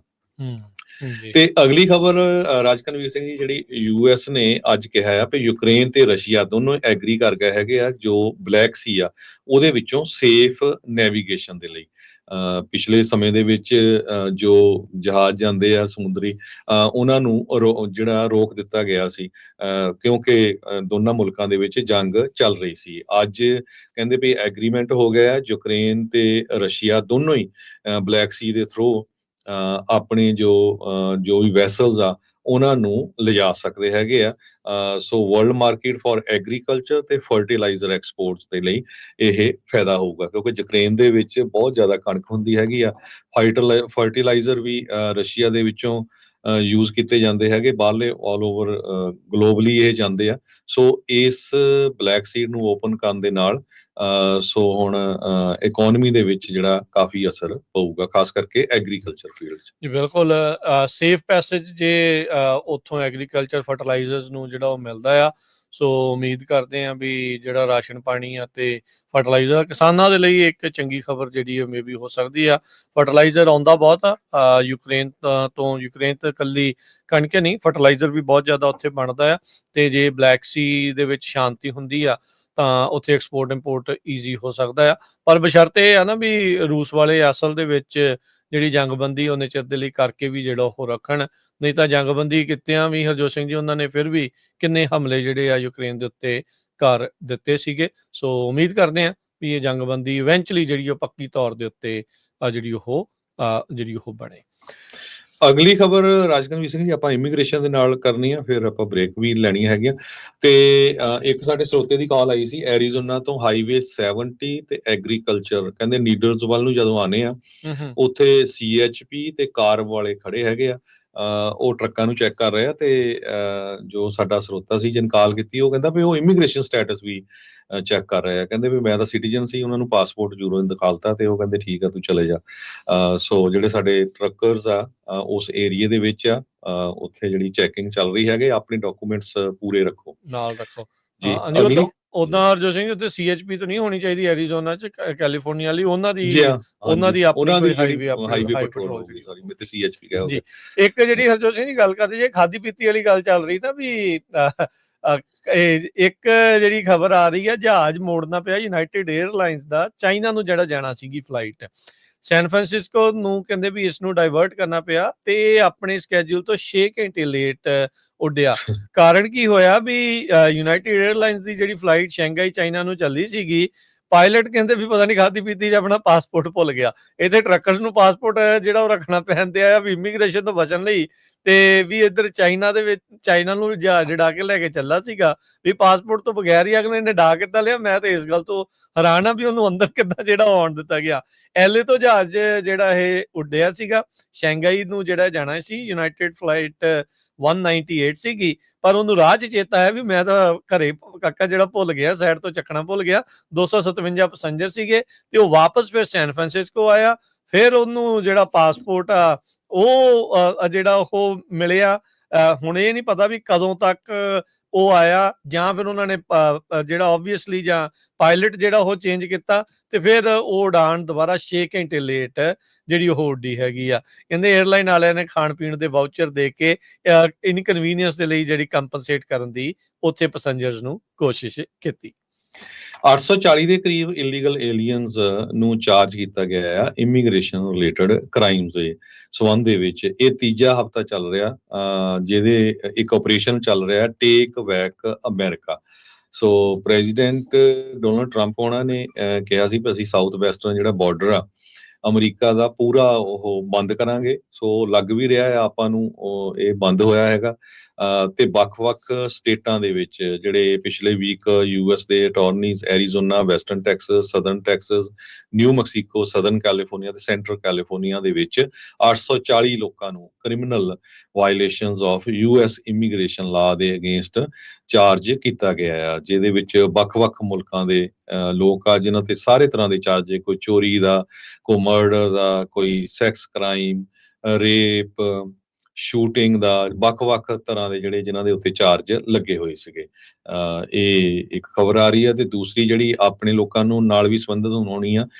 ਇੱਕ ਵਾਰੀ ਫੇਰ ਕੱਲ ਵੀ ਆਪਾਂ ਖਬਰਾਂ ਸਾਂਝੀਆਂ ਕੀਤੀਆਂ ਸੀਆਂ। ਬਹੁਤ ਜਿਹੜੇ ਅਟਾਰਨੀਜ਼ ਆ ਉਹ ਇਹ ਕਹਿ ਰਹੇ ਆ, ਖਾਸ ਕਰਕੇ ਜਿਹੜੇ ਗ੍ਰੀਨ ਕਾਰਡ ਹੋਲਡਰਸ ਆ, H1B ਵਰਕਰਸ ਆ, F1 ਵਰਕਰਸ ਹੈਗੇ ਆ, ਉਹਨਾਂ ਨੂੰ ਟਰੈਵਲ ਵਾਰਨਿੰਗ ਹੀ ਆ ਇੱਕ ਤਰ੍ਹਾਂ ਦੇ ਨਾਲ। ਜੇ ਤੁਸੀਂ ਅਮਰੀਕਾ ਤੋਂ ਬਾਹਰ ਜਾਂਦੇ ਆ ਤੇ ਥੋੜਾ ਰਿਸਕੀ ਹੋ ਸਕਦਾ ਹੈਗਾ। ਜਿਹਦਾ ਬਿਲਕੁਲ ਕਲੀਨ ਆ ਉਹਨੂੰ ਕਿਸੇ ਤਰ੍ਹਾਂ ਦੀ ਕੋਈ ਪ੍ਰੋਬਲਮ ਨਹੀਂ, ਪਰ ਜੇ ਕਿਸੇ ਨੇ ਕਿਸੇ ਤਰ੍ਹਾਂ ਦੀ ਵੀ ਕੋਈ ਉਹਨਾਂ ਦੇ ਰੈਕਡ ਦੇ ਉੱਤੇ ਹੋਇਆ DUI, ਕੋਈ ਚੋਰੀ ਦਾ ਕੁਛ, ਜਦੋਂ ਤੁਸੀਂ ਐਂਟਰ ਕਰੋਗੇ USA ਦੇ ਵਿੱਚ ਤੇ ਤੁਹਾਨੂੰ ਰੋਕਿਆ ਜਾ ਸਕਦਾ ਹੈਗਾ। ਜਾਂ ਕਿਸੇ ਤਰ੍ਹਾਂ ਦੀ ਤੁਸੀਂ ਕੋਈ ਟੈਰਰਿਸਟ ਆਰਗੇਨਾਈਜੇਸ਼ਨ ਨੂੰ ਪ੍ਰਮੋਟ ਕਰ ਰਹੇ, ਜਿੱਦਾਂ ਹਮਾਸ ਹੈਗੀ ਆ, ਵੈਂਡਲਿਜ਼ਮ ਦੇ ਵਿੱਚ ਇਨਵੋਲਵ ਹੈਗੇ ਆ, ਤੇ ਕਿਸੇ ਤਰ੍ਹਾਂ ਐਪਲੀਕੇਸ਼ਨ 'ਚ ਤੁਸੀਂ ਝੂਠ ਬੋਲਿਆ ਆ, ਖਾਸ ਕਰਕੇ ਜਿਹੜੇ ਪੋਲੀਟੀਕਲ ਅਸਾਈਲਮ ਵਾਲੇ, ਆਪਣੀ ਪੰਜਾਬੀ ਕਮਿਊਨਿਟੀ ਬਹੁਤ ਵੱਡੀ ਗਿਣਤੀ 'ਚ ਆ, ਜਦੋਂ ਗ੍ਰੀਨ ਕਾਰਡ ਮਿਲਦਾ ਝੱਟ ਇੰਡੀਆ ਨੂੰ ਭੱਜਦੇ ਆ। ਸੋ ਉਹਨਾਂ ਨੂੰ ਰੋਕਿਆ ਜਾ ਸਕਦਾ ਵੀ ਭਾਈ ਹੁਣ ਤੁਸੀਂ ਕੀ ਕਰਨ ਗਏ ਸੀ, ਤੁਹਾਡੀ ਤਾਂ ਲਾਈਫ ਖਤਰੇ ਸੀ, ਇਸ ਕਰਕੇ ਤੁਸੀਂ ਪੋਲੀਟੀਕਲ ਅਸਾਈਲਮ ਲਿਆ ਸੀ। ਸੋ ਆਪਾਂ ਕਿਸੇ ਨੂੰ ਸਲਾਹ ਨਹੀਂ ਦੇ ਰਹੇ। ਜੋ ਵੱਖ-ਵੱਖ ਖਬਰਾਂ ਆ ਰਹੀਆਂ, ਵੱਖ-ਵੱਖ ਅਟਾਰਨੀਜ਼ ਆ ਉਹ ਕਹਿ ਰਹੇ ਆ ਵੀ ਬਚ ਕੇ ਚੱਲੋ। ਸੋ ਕਿਸੇ ਨੂੰ ਵੀ ਕੋਈ ਇਮੀਗ੍ਰੇਸ਼ਨ ਨਾਲ ਰਿਲੇਟਡ ਮਸਲਾ ਆ, ਉਹ ਆਪਣੇ ਵਕੀਲ ਨੂੰ ਕਾਲ ਕਰੋ, ਜਿਹੜਾ ਮਰਜ਼ੀ ਤੁਹਾਡਾ ਵਕੀਲ ਹੋਵੇ। ਅਸੀਂ ਤਾਂ ਸਿਰਫ ਜਿਹੜੀ ਆ ਉਹ ਨਿਊਜ਼ ਜਿਹੜੀ ਤੁਹਾਡੇ ਨਾਲ ਸਾਂਝੀ ਕਰਦੇ ਹੈਗੇ ਆ ਜੀ। ਤੇ ਹਰਜੋਤ ਸਿੰਘ ਜੀ, IRS ਦਾ ਜਿਹੜਾ ਸ਼ੇਅਰਿੰਗ ਕਹਿੰਦੇ ਵੀ ਕਰਨੀ ਜਿਹੜੀ ਆਈਸ ਵਾਲਿਆਂ ਦੇ ਨਾਲ ਇਮੀਗ੍ਰੇਸ਼ਨ ਇਨਫੋਰਮੇਸ਼ਨ ਦੀ, ਕਈਆਂ ਦਾ ਇਹ ਸਵਾਲ ਸੀਗਾ ਵੀ ਕੀ ਜਿਹੜੇ ਅਨਡਾਕੂਮੈਂਟਡ ਆ ਉਹ ਟੈਕਸ ਕਿੱਦਾਂ ਭਰਦੇ। ਵੀ ਭਾਈ ਜਿਹਦੇ ਕੋਲ SSN ਆ ਜਾਂਦਾ, ਅਨਡਾਕੂਮੈਂਟਡ ਦਾ ਮਤਲਬ ਇਹ ਨਹੀਂ ਆ ਵੀ ਉਹਦੇ ਕੋਲ SSN ਵੀ ਨਹੀਂ ਹੁੰਦਾ। SSN ਬਹੁਤ ਸਾਰੇ ਲੋਕਾਂ ਨੂੰ ਆ ਜਾਂਦਾ, ਅਜੇ ਜਿਨ੍ਹਾਂ ਦੇ ਕੇਸ ਚੱਲ ਰਹੇ ਆ, ਜਿਹੜੇ ਵਰਕ ਪਰਮਿਟ ਤੇ ਆ, ਜਿਹੜੇ ਅਜੇ ਗ੍ਰੀਨ ਕਾਰਡ ਹੋਲਡਰ ਨਹੀਂ ਬਣੇ। ਜਿਹੜੀ ਮੌਜੂਦਾ ਪ੍ਰਸ਼ਾਸਨ ਆ ਉਹ ਸਾਰਿਆਂ ਨੂੰ ਅਨਡਾਕੂਮੈਂਟਡ ਮੰਨਦੀ ਆ। ਸੋ ਉਹ ਜਿਹੜਾ ਡਾਟਾ ਆ ਕਹਿੰਦੇ ਵੀ ਉਹ ਸ਼ੇਅਰ ਕਰਨ ਬਾਰੇ IRS ਸੋਚ ਰਹੀ ਆ। ਸੋ ਇਹਦੇ ਨਾਲ ਕਹਿੰਦੇ ਵੀ ਬਿਲੀਅਨਸ ਆਫ ਡਾਲਰ ਦਾ ਨੁਕਸਾਨ ਅਮਰੀਕਾ ਨੂੰ ਹੋਣਾ ਆ। ਜਿਹੜਾ ਅਨਡਾਕੂਮੈਂਟਡ ਆ ਉਹਨੂੰ ਪ੍ਰੇਰਨਾ ਕੀ ਰਹਿ ਜਾਂਦੀ ਆ ਟੈਕਸ ਭਰਨ ਦੀ।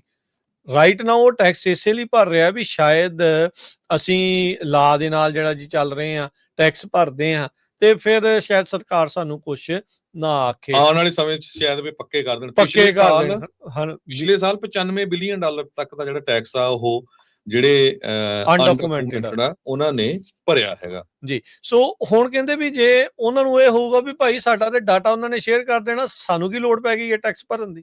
ਸੋ ਕਹਿੰਦੇ ਵੀ ਜਿਹੜੀ ਇੱਕ ਐਨਾਲਿਸਿਸ ਅੱਜ ਇਹ ਆਇਆ ਆ ਅਨਡਾਕੂਮੈਂਟਡ ਜਿਹੜੇ ਇਮੀਗ੍ਰੈਂਟਸ ਨੂੰ ਜਿਹੜਾ ਉਹ ਲੈ ਕੇ ਵੀ 57 ਬਿਲੀਅਨ ਡਾਲਰ ਤੋਂ ਵੱਧ ਦਾ ਨੁਕਸਾਨ ਜਿਹੜਾ ਆ ਅਮਰੀਕਾ ਨੂੰ ਇਸ ਮਾਮਲੇ ਦੇ ਵਿੱਚ ਹੋ ਸਕਦਾ ਹੈਗਾ ਆ। ਕਹਿੰਦੇ ਵੀ ਕੰਪਲਾਇੰਸ ਰੇਟ ਅਨਡਾਕੂਮੈਂਟਡ ਇਮੀਗ੍ਰੈਂਟਸ ਦਾ ਵੈਸੇ ਪਹਿਲਾਂ ਹੀ ਜਿਹੜਾ ਉਹ ਘੱਟ ਹੈਗਾ 60% ਦੇ ਉੱਤੇ। ਵੀ ਮੰਨ ਲਓ ਵੀ ਇਹ 30% ਦੇ ਉੱਤੇ ਚਲਾ ਜਾਵੇ, ਅੱਧੋ ਅੱਧ ਜਿਹੜੀ ਕਮਾਈ ਆ ਅਮਰੀਕਾ ਦੀ ਉਹ ਜਿਹੜੀ ਉਹ ਘਟ ਜਾਣੀ ਹੈਗੀ ਆ। ਸੋ ਇਹ ਕੋਈ ਬੜਾ ਇਸ ਟਾਈਮ ਚੰਗੀ ਗੱਲ ਨਹੀਂ ਹੋਊਗੀ ਜੇ ਪ੍ਰਸ਼ਾਸਨ IRS ਦਾ ਡਾਟਾ, ਲੋਕ IRS ਦੇ ਵਿੱਚ ਡਾਟੇ ਨੂੰ ਪ੍ਰਾਈਵੇਟ ਮੰਨਦੇ ਸੀ, ਕੌਨਫੀਡੈਂਸ਼ੀਅਲ ਮੰਨਦੇ ਸੀਗੇ। ਪਰ ਕੀ ਇਸ ਦੇ ਨਾਲ ਹਰਜੋਤ ਸਿੰਘ ਜੀ ਇੱਕ ਚੀਜ਼ ਜਿਹੜੀ ਹੋਰ ਡਿਫਰੈਂਟ ਨਾਲ ਇਹ ਆ ਵੀ ਇਸ ਐਂਗਲ ਤੋਂ ਵੀ ਸੋਚਣ ਦੀ ਲੋੜ ਆ ਕੀ IRS ਤੋਂ ਬਾਅਦ ਦੇ ਵਿੱਚ ਜਿਹੜੇ ਉਹ ਜਿੱਦਾਂ DMV ਆ ਆਪਣੇ ਇੱਥੇ ਮੋਟਰ ਵਹੀਕਲ ਡਿਪਾਰਟਮੈਂਟ ਆ ਵੱਖ-ਵੱਖ ਸੂਬਿਆਂ ਦੇ, ਉਹ ਵੀ ਡਾਟਾ ਜਿਹੜਾ ਸ਼ੇਅਰ ਕਰਨਗੇ? ਹੁਣ ਕੈਲੀਫੋਰਨੀਆ ਵਰਗੇ ਸੂਬੇ ਦੇ ਵਿੱਚ ਤਾਂ ਸਪੈਸ਼ਲ ਅਨਡਾਕੂਮੈਂਟਡ ਬੰਦਿਆਂ ਦੇ ਲਾਇਸੈਂਸ ਬਣਦੇ ਰਹੇ ਆ, ਉਹ AB 60 ਦੇ ਜਿਹੜੇ ਤਹਿਤ। ਇਸੇ ਤਰੀਕੇ ਨਾਲ ਹੋਰ ਕਈ ਸੂਬਿਆਂ ਦੇ ਵਿੱਚ ਆ। ਕੀ ਇਹ ਵੀ ਡਾਟਾ ਤਾਂ ਨਹੀਂ ਉਹਨਾਂ ਦੇ ਨਾਲ ਬਾਅਦ ਚ ਸ਼ੇਅਰ ਕਰਨ ਵੱਲ ਨੂੰ ਜਿਹੜਾ ਉਹ ਤੁਰ ਪੈਣਗੇ? ਸੋ ਇਹ ਕਾਫੀ ਜਿਹੜਾ ਲੋਕਾਂ ਦੇ ਮਨਾਂ ਦੇ ਵਿੱਚ ਤੌਖਲੇ ਨੇ, ਸਵਾਲ ਨੇ, ਜਿਨ੍ਹਾਂ ਦਾ ਜਵਾਬ ਅਜੇ ਕਿਸੇ ਦੇ ਕੋਲ ਨਹੀਂ ਆ। ਪਰ ਜੇ ਇਹ ਚੀਜ਼ਾਂ ਵਾਕਿਆ ਹੀ ਡੀਲ ਇਹ ਪੂਰਨ ਤੌਰ ਦੇ ਉੱਤੇ ਬਣਾ ਲੈਂਦੇ ਆ, ਤਾਂ ਫਿਰ ਇਹਨਾਂ ਲੋਕਾਂ ਨੂੰ ਕੋਈ ਵੀ ਇੱਕ ਹਿਸਾਬ ਦੇ ਨਾਲ ਪ੍ਰੇਰਨਾ ਨਹੀਂ ਰਹਿ ਜਾਊਗੀ, ਮੋਟੀਵੇਸ਼ਨ ਨਹੀਂ ਰਹਿ ਜਾਊਗੀ ਵੀ ਅਸੀਂ ਟੈਕਸ ਭਰੀਏ ਜਾਂ ਅਸੀਂ ਆਹ ਕੁਛ ਕਰੀਏ। ਉਹਨੂੰ ਕਹਿੰਦਾ ਵੀ ਵੇਖੀ ਜਾਊਗੀ, ਫਿਰ ਫੜੇ ਜਾਣਾ ਤਾਂ ਫੜੇ ਜਾਣਾ, $4 ਹੀ ਜਿਹੜੇ ਆ ਉਹ ਕਮਾ ਲਈ ਜੀ। ਉਹਨਾਂ ਚਿਰ। ਮੈਨੂੰ ਕਈ ਵਾਰ ਹੈਰਾਨੀ ਹੁੰਦੀ ਵੀ ਪੜ੍ਹੇ ਲਿਖੇ ਲੋਕ ਕੁਐਸਚਨ ਕਰਦੇ ਵੀ ਜਿਹੜੇ ਇਲੀਗਲ ਜਾਂ ਅਨਡਾਕੂਮੈਂਟਡ ਲੋਕ ਉਹ ਕਿੱਦਾਂ ਟੈਕਸ ਭਰਦੇ। ਵੀ ਭਾਈ 2010 ਦੀ ਰਿਪੋਰਟ ਆ। 2010 ਦੇ ਵਿੱਚ 3 ਮਿਲੀਅਨ ਲੋਕ ਸੀ ਜਿਨ੍ਹਾਂ ਕੋਲ ITIN ਨੰਬਰ ਹੁੰਦਾ। ਇਹ ਉਹ ਨੰਬਰ ਹੁੰਦਾ ਜਿਹਨਾਂ ਕੋਲ ਸੋਸ਼ਲ ਸਿਕਿਉਰਿਟੀ ਨਹੀਂ, ਤੁਸੀਂ ਜਾ ਕੇ IRS ਤੋਂ ਲੈ ਸਕਦੇ ਆ ਆਪਣਾ ਪਾਸਪੋਰਟ ਜਾਂ ਕਿਸੇ ਤਰ੍ਹਾਂ ਦੀ ID ਦਿਖਾ ਕੇ ਟੈਕਸ ਭਰਨ ਦੇ ਲਈ। ਸੋ ਲੋਕ ਸੋਚਦੇ ਇਹੀ ਆ ਵੀ ਜੇ ਆਪਾਂ ਪਿਛਲੇ 5 7 10 ਸਾਲ ਟੈਕਸ ਭਰਦੇ ਰਹੇ, ਕਿਸੇ ਤਰ੍ਹਾਂ ਦਾ ਕ੍ਰਾਈਮ ਨਹੀਂ ਕੀਤਾ, ਮੇਬੀ ਕੋਈ ਉਦਾਂ ਦਾ ਪ੍ਰੈਜ਼ੀਡੈਂਟ ਆ ਜਾਏ, ਉਹ ਕਹਿਦਾ ਵੀ ਠੀਕ ਆ ਵੀ ਆਪਾਂ ਲੋਕਾਂ ਨੂੰ ਪੱਕੇ ਕਰ ਦਾਂਗੇ ਜਾਂ ਕੁਛ ਕਰ ਦਾਂਗੇ ਵੀ ਹਾਂ ਆਪਣਾ ਰੈਕਡ ਸ਼ੋ ਕਰੋ ਵੀ ਤੁਸੀਂ ਇੱਥੇ ਕੰਮ ਕਰਦੇ ਸੀ, ਟੈਕਸ ਭਰਦੇ ਸੀ। ਸੋ ਜੇ 2010 ਦੇ ਵਿੱਚ 3 ਮਿਲੀਅਨ ਸੀ ਤੇ ਅੱਜ 2025 ਹੋ ਗਿਆ, ਪਿਛਲੇ ਸਾਲਾਂ 'ਚ ਮਿਲੀਅਨਸ ਆਫ ਲੋਕ ਆਏ ਹੈਗੇ ਆ। ਐਗਜ਼ੈਕਟਲੀ। ਸੋ ਇਹ ਉਹਨਾਂ ਦਾ ਜਿਹੜਾ IRS ਤੋਂ ਡਾਟਾ ਲੈਣ ਦਾ ਮਕਸਦ ਇਹੀ ਆ ਵੀ ਉਹਨਾਂ ਦੇ ਐਗਜ਼ੈਕਟ ਐਡਰੈਸ ਸਾਰੀ ਇਨਫੋਰਮੇਸ਼ਨ ਲਈ ਜਾਵੇ ਤੇ ਤਾਂ ਕਿ ਜੇ ਉਹਨਾਂ ਨੇ ਅਰੈਸਟ ਕਰਨਾ ਹੋਵੇ ਉਹਨਾਂ ਨੂੰ ਅਰੈਸਟ ਕੀਤਾ ਜਾਵੇ। ਸੋ ਜੀ। ਇਹ ਜਿਹੜੀ ਖਬਰ ਹੁੰਦੀ ਹੈ ਨਾ, ਆਪਾਂ ਪੜ੍ਹਦੇ ਹਾਂ, ਸ਼ੇਅਰ ਉੱਤੇ ਘੱਟੋ ਘੱਟ ਗੂਗਲ ਤੇ ਸਰਚ ਕਰ ਲਿਆ ਕਰੋ। ਘੱਟੋ ਘੱਟ 8-10 ਨਿਊਜ਼ ਪੇਪਰਸ ਨੇ ਇਹ ਜਿਹੜੀ ਆ ਖਬਰ ਲਾਈ ਆ ਵੱਖ ਵੱਖ ਟੌਪ ਜੀ, ਬਿਲਕੁਲ। ਤੇ ਇੱਥੇ ਹੀ ਜਿਹੜਾ ਹਰਜੋਤ ਸਿੰਘ ਜੀ ਬ੍ਰੇਕ ਦਾ ਵਕਤ ਹੋ ਗਿਆ। ਬ੍ਰੇਕ ਤੋਂ ਬਾਅਦ ਦੇ ਵਿੱਚ ਆਪਾਂ ਜਿਹੜਾ ਉਹ ਚੱਲਾਂਗੇ ਜਿਹੜੇ ਹੋਰ ਅਗਲੀਆਂ ਜਿਹੜੀਆਂ ਖਬਰਾਂ ਦੇ ਵੱਲ, ਕੀ ਕੁਛ ਜਿਹੜਾ ਚੱਲ ਰਿਹਾ। ਜਿਹੜਾ ਨਿਊਯਾਰਕ ਦੇ ਵਿੱਚ ਸਿੱਖ ਜੈਨੋਸਾਈਡ ਦਾ ਰੈਜ਼ੋਲੂਸ਼ਨ ਜਿਹੜਾ ਉਹ ਪਾਸ ਹੋਇਆ ਆ, ਉਸ ਨੂੰ ਲੈ ਕੇ ਜਿਹੜੀ ਉਹ ਆਪਾਂ ਗੱਲਬਾਤ ਕਰਦੇ ਹਾਂ। ਸੋ ਜੁੜੇ ਰਹੋ ਇੱਦਾਂ ਪੰਜਾਬੀ ਰੇਡੀਓ USA ਦੇ ਨਾਲ। ਮਿਲਦੇ ਹਾਂ ਇੱਕ ਬ੍ਰੇਕ ਤੋਂ ਬਾਅਦ 'ਚ।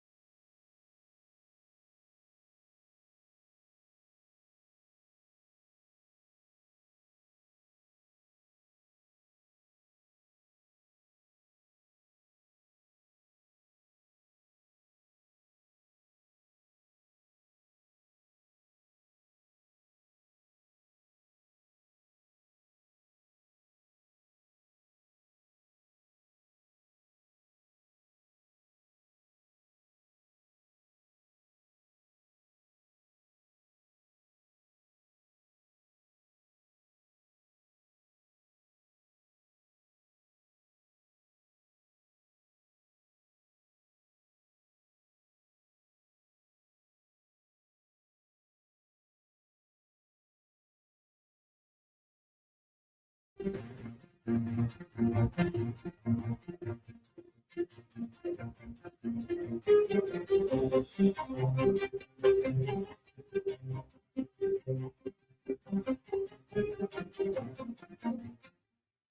ਤੋਂ ਬਾਅਦ ਇੱਕ ਵਾਰੀ ਫਿਰ ਆਪ ਸਭ ਦਾ ਸਵਾਗਤ ਹੈ। ਸੋ ਤੇ ਪ੍ਰੋਗਰਾਮ ਦੇ ਵਿੱਚ ਪ੍ਰੋਗਰਾਮ ਚੱਲ ਰਿਹਾ ਜੀ ਇਸ time update America. Harjot Singh ji, ਜੀ ਆਇਆਂ ਨੂੰ ਇੱਕ ਵਾਰੀ ਫਿਰ ਸਵਾਗਤ ਕਰਦੇ ਹਾਂ। ਸਤਿ ਸ਼੍ਰੀ ਅਕਾਲ ਜੀ। ਜੀ ਸੋ ਅੱਜ ਸਰੋਤਿਓ ਆਪਾਂ ਜਿਹੜੀ ਖਬਰ ਆ ਰਹੀ ਆ ਨਿਊਯਾਰਕ ਤੋਂ, ਕਾਫੀ ਗੁੱਡ ਖਬਰ ਆ। ਜੋ ਸਿੱਖਾਂ ਦੇ ਨਾਲ 40 ਸਾਲ ਪਹਿਲਾਂ ਧੱਕਾ ਹੋਇਆ ਸੀ, ਸਿੱਖਾਂ ਦਾ ਜੈਨੋਸਾਈਡ ਹੋਇਆ ਸੀ, ਉਹਦੇ ਸੰਬੰਧ ਦੇ ਵਿੱਚ ਨਿਊਯਾਰਕ ਦੀ ਸਟੇਟ ਸੈਨੇਟ ਨੇ ਪਾਸ ਕਰ ਦਿੱਤਾ ਰੈਜ਼ੋਲੂਸ਼ਨ ਤੇ 1984 ਚ ਜੋ ਸਿੱਖਾਂ ਦੇ ਨਾਲ ਧੱਕਾ ਹੋਇਆ ਸੀ ਉਸ ਨੂੰ ਅਸੀਂ ਰਿਕੋਗਨਾਈਜ਼ ਕਰਦੇ ਹੈਗੇ, ਜੋ ਸਿੱਖਾਂ ਦਾ ਜੈਨੋਸਾਈਡ ਹੋਇਆ। ਉੱਥੇ ਦੇ ਜਿਹੜੇ ਸੈਨੇਟਰ ਰਾਮੋਸ ਆ, ਉਹਨਾਂ ਨੇ ਇਹ ਕਿਹਾ ਵੀ will not allow history to be rewritten or erased. ਸੋ ਆਪਾਂ ਕੋਸ਼ਿਸ਼ ਕਰਾਂਗੇ ਜੇ ਉਹਨਾਂ ਦਾ ਲੈਕਚਰ ਵੀ ਸੁਣ ਸਕਦੇ ਹੋਈਏ। ਤੇ ਨਾਲ ਦੀ ਨਾਲ ਨਿਊਯਾਰਕ ਤੋਂ ਸਾਡੇ ਨਾਲ ਹਿੰਮਤ ਸਿੰਘ ਹੋਣੀ ਵੀ ਜੁੜੇ ਹੋਏ ਆ, ਜਿਨ੍ਹਾਂ ਨੇ ਪੂਰੀ ਇਹ ਕੋਸ਼ਿਸ਼ ਕੀਤੀ ਆ ਇਸ ਮਤੇ ਨੂੰ ਪਾਸ ਕਰਾਉਣ ਦੇ ਲਈ। ਜੀ ਬਿਲਕੁਲ। ਵਰਲਡ ਸਿੱਖ ਜਿਹੜੀ ਪਾਰਲੀਮੈਂਟ ਆ ਉਹਨਾਂ ਦੇ ਦੁਆਰਾ ਜਿਹੜੀ ਉੱਥੇ ਦੀ ਕਮੇਟੀ, ਕੋਆਰਡੀਨੇਸ਼ਨ ਕਮੇਟੀ ਆ, ਉਹ ਸਾਰੇ ਜਣਿਆਂ ਨੇ ਮਿਲ ਜੁਲ ਕੇ ਹੋਰ ਜਿਹੜੀਆਂ ਪੰਥਕ ਕਮੇਟੀਆਂ ਆ ਜਾਂ ਆਰਗੇਨਾਈਜੇਸ਼ਨਸ ਆ, ਉਹਨਾਂ ਸਾਰਿਆਂ ਦੇ ਸਾਂਝੇ ਉਦਮ ਦੇ ਸਦਕਾ ਇਸ ਨੂੰ ਜਿਹੜਾ ਉਹ ਕਾਮਯਾਬੀ ਜਿਹੜੀ ਉਹ ਮਿਲੀ ਹੈਗੀ ਆ। ਇੱਕ ਵਧੀਆ ਉਪਰਾਲਾ ਆ। ਇੱਦਾਂ ਦੇ ਜਿਹੜੇ ਉਪਰਾਲੇ ਆ ਉਹ ਲਗਾਤਾਰ ਚੱਲਦੇ ਰਹਿਣੇ ਚਾਹੀਦੇ ਆ, ਤਾਂ ਹੀ ਆਪਾਂ ਦੱਸ ਸਕਦੇ ਹਾਂ ਵੀ ਕੀ ਕੁਛ ਜਿਹੜਾ ਹੋਇਆ ਸੀ। ਦੱਸ ਇਹ ਵੀ ਜਦੋਂ 40 ਸਾਲ ਹੋਏ ਸੀਗੇ ਹਮਲੇ ਨੂੰ ਲੈ ਕੇ, ਤਾਂ ਵਾਸ਼ਿੰਗਟਨ DC ਦੇ ਵਿੱਚ ਇਸ ਤੋਂ ਵੀ ਇਸ ਦੇ ਇਲਾਵਾ ਵੀ ਹੋਰ ਵੀ ਕਈ ਤਰੀਕੇ ਦੇ ਜਿਹੜੇ ਪ੍ਰੋਗਰਾਮ ਆ ਉਹ ਉਲੀਕੇ ਜਿਹੜੇ ਹੋ ਗਏ ਸੀ, ਜਿਨ੍ਹਾਂ ਵਿੱਚ ਆਪਾਂ ਜਿਹੜਾ ਉਹ ਦੇਖਿਆ ਵੀ ਕਿਸ ਤਰੀਕੇ ਦੇ ਨਾਲ ਉੱਥੇ ਸਿੱਖ ਅਰਦਾਸ ਦੇ ਨਾਲ ਜਿਹੜੀ ਉਹ ਸ਼ੁਰੂਆਤ ਹੁੰਦੀ ਆ। ਹੋਰ ਕਾਫੀ ਕੁਛ ਇਸ ਦੇ ਵਿੱਚ ਜਿਹੜਾ ਉਹ ਹੁੰਦਾ ਆ।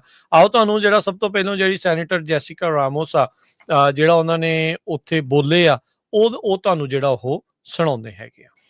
In 1984, after the assassination of Indian Prime Minister Indira Gandhi, state-sanctioned violence was unleashed upon the Sikh community in India. Over the next several days, tens of thousands of Sikhs were brutally murdered. Women were assaulted and raped.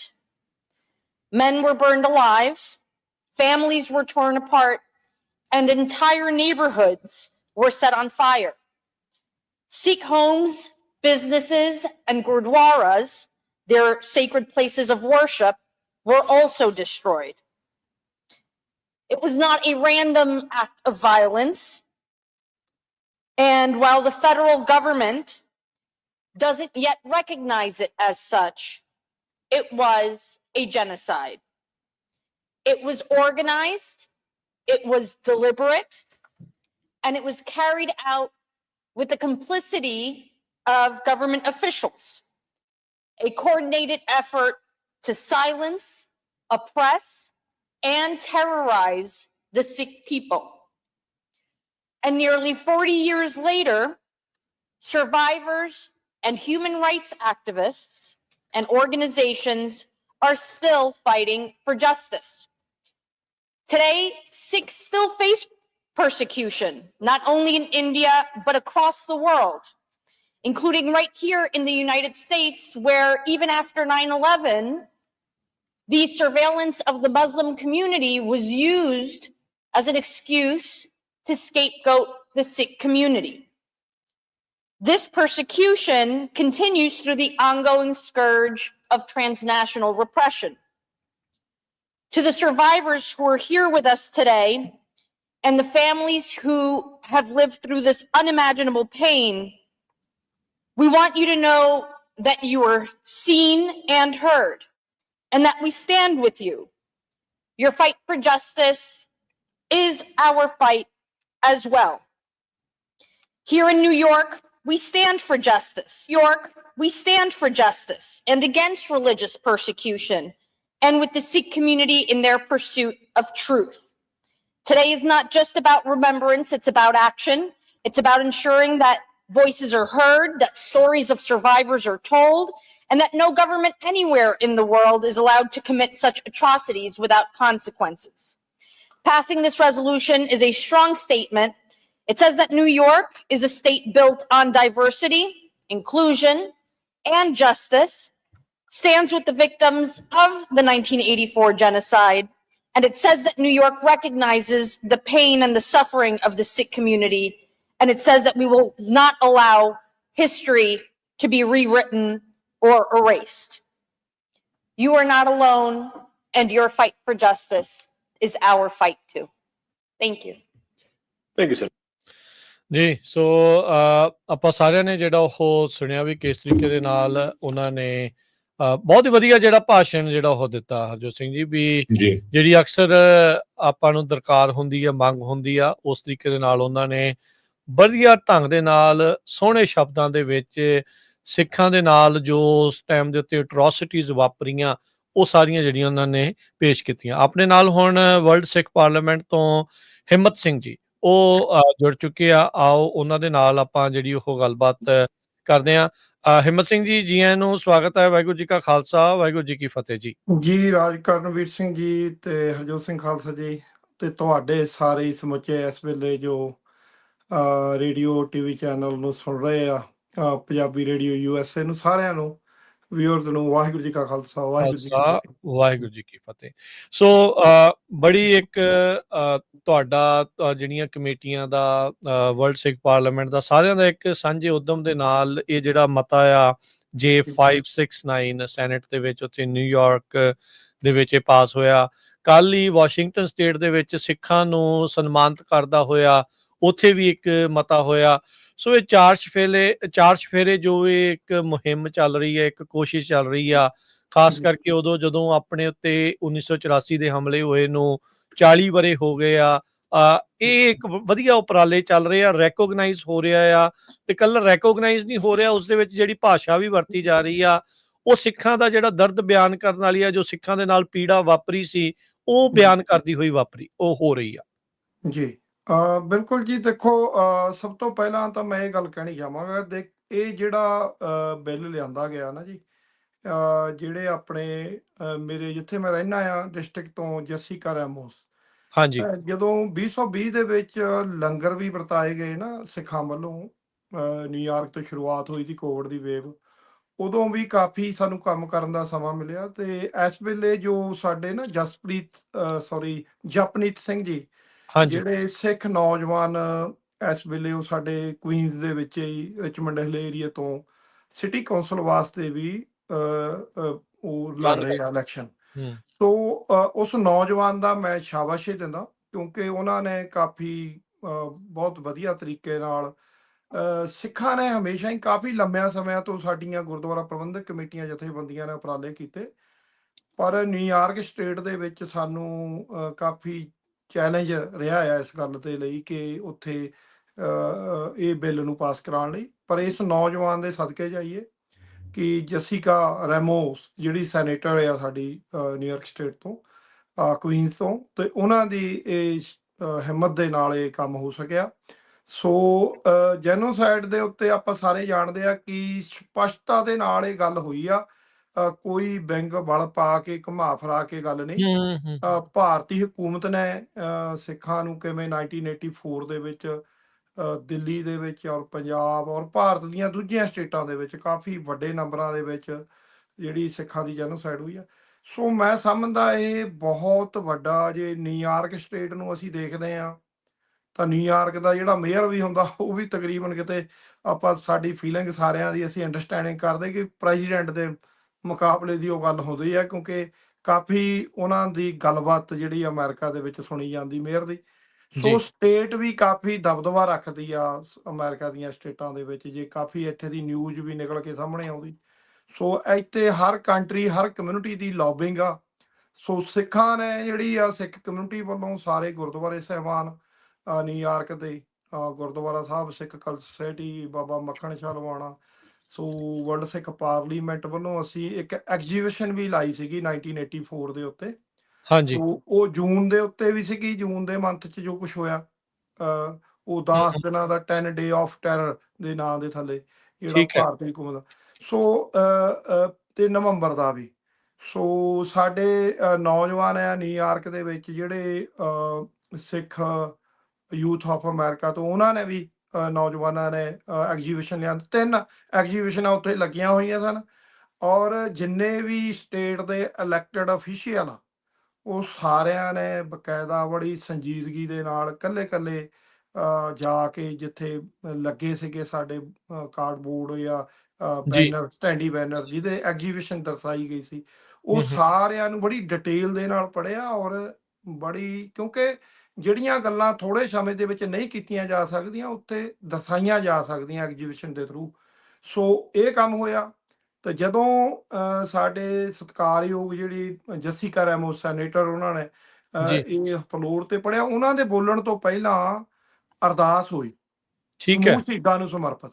ਸੋ ਹੂੰ। ਉਹ ਵੀ ਆਉਣ ਵਾਲੇ ਦਿਨਾਂ ਦੇ ਵਿੱਚ ਥੋੜਾ ਜਿਹਾ, ਕਿਉਂਕਿ ਹੁਣ ਗਰਮ ਖਬਰ ਆ ਰਹੀ ਆ ਕੌਮ ਦੇ ਵਿੱਚ, ਸੋ ਕਾਫੀ ਕੁਝ ਹਲੇ ਸਾਹਮਣੇ ਆਉਣਾ।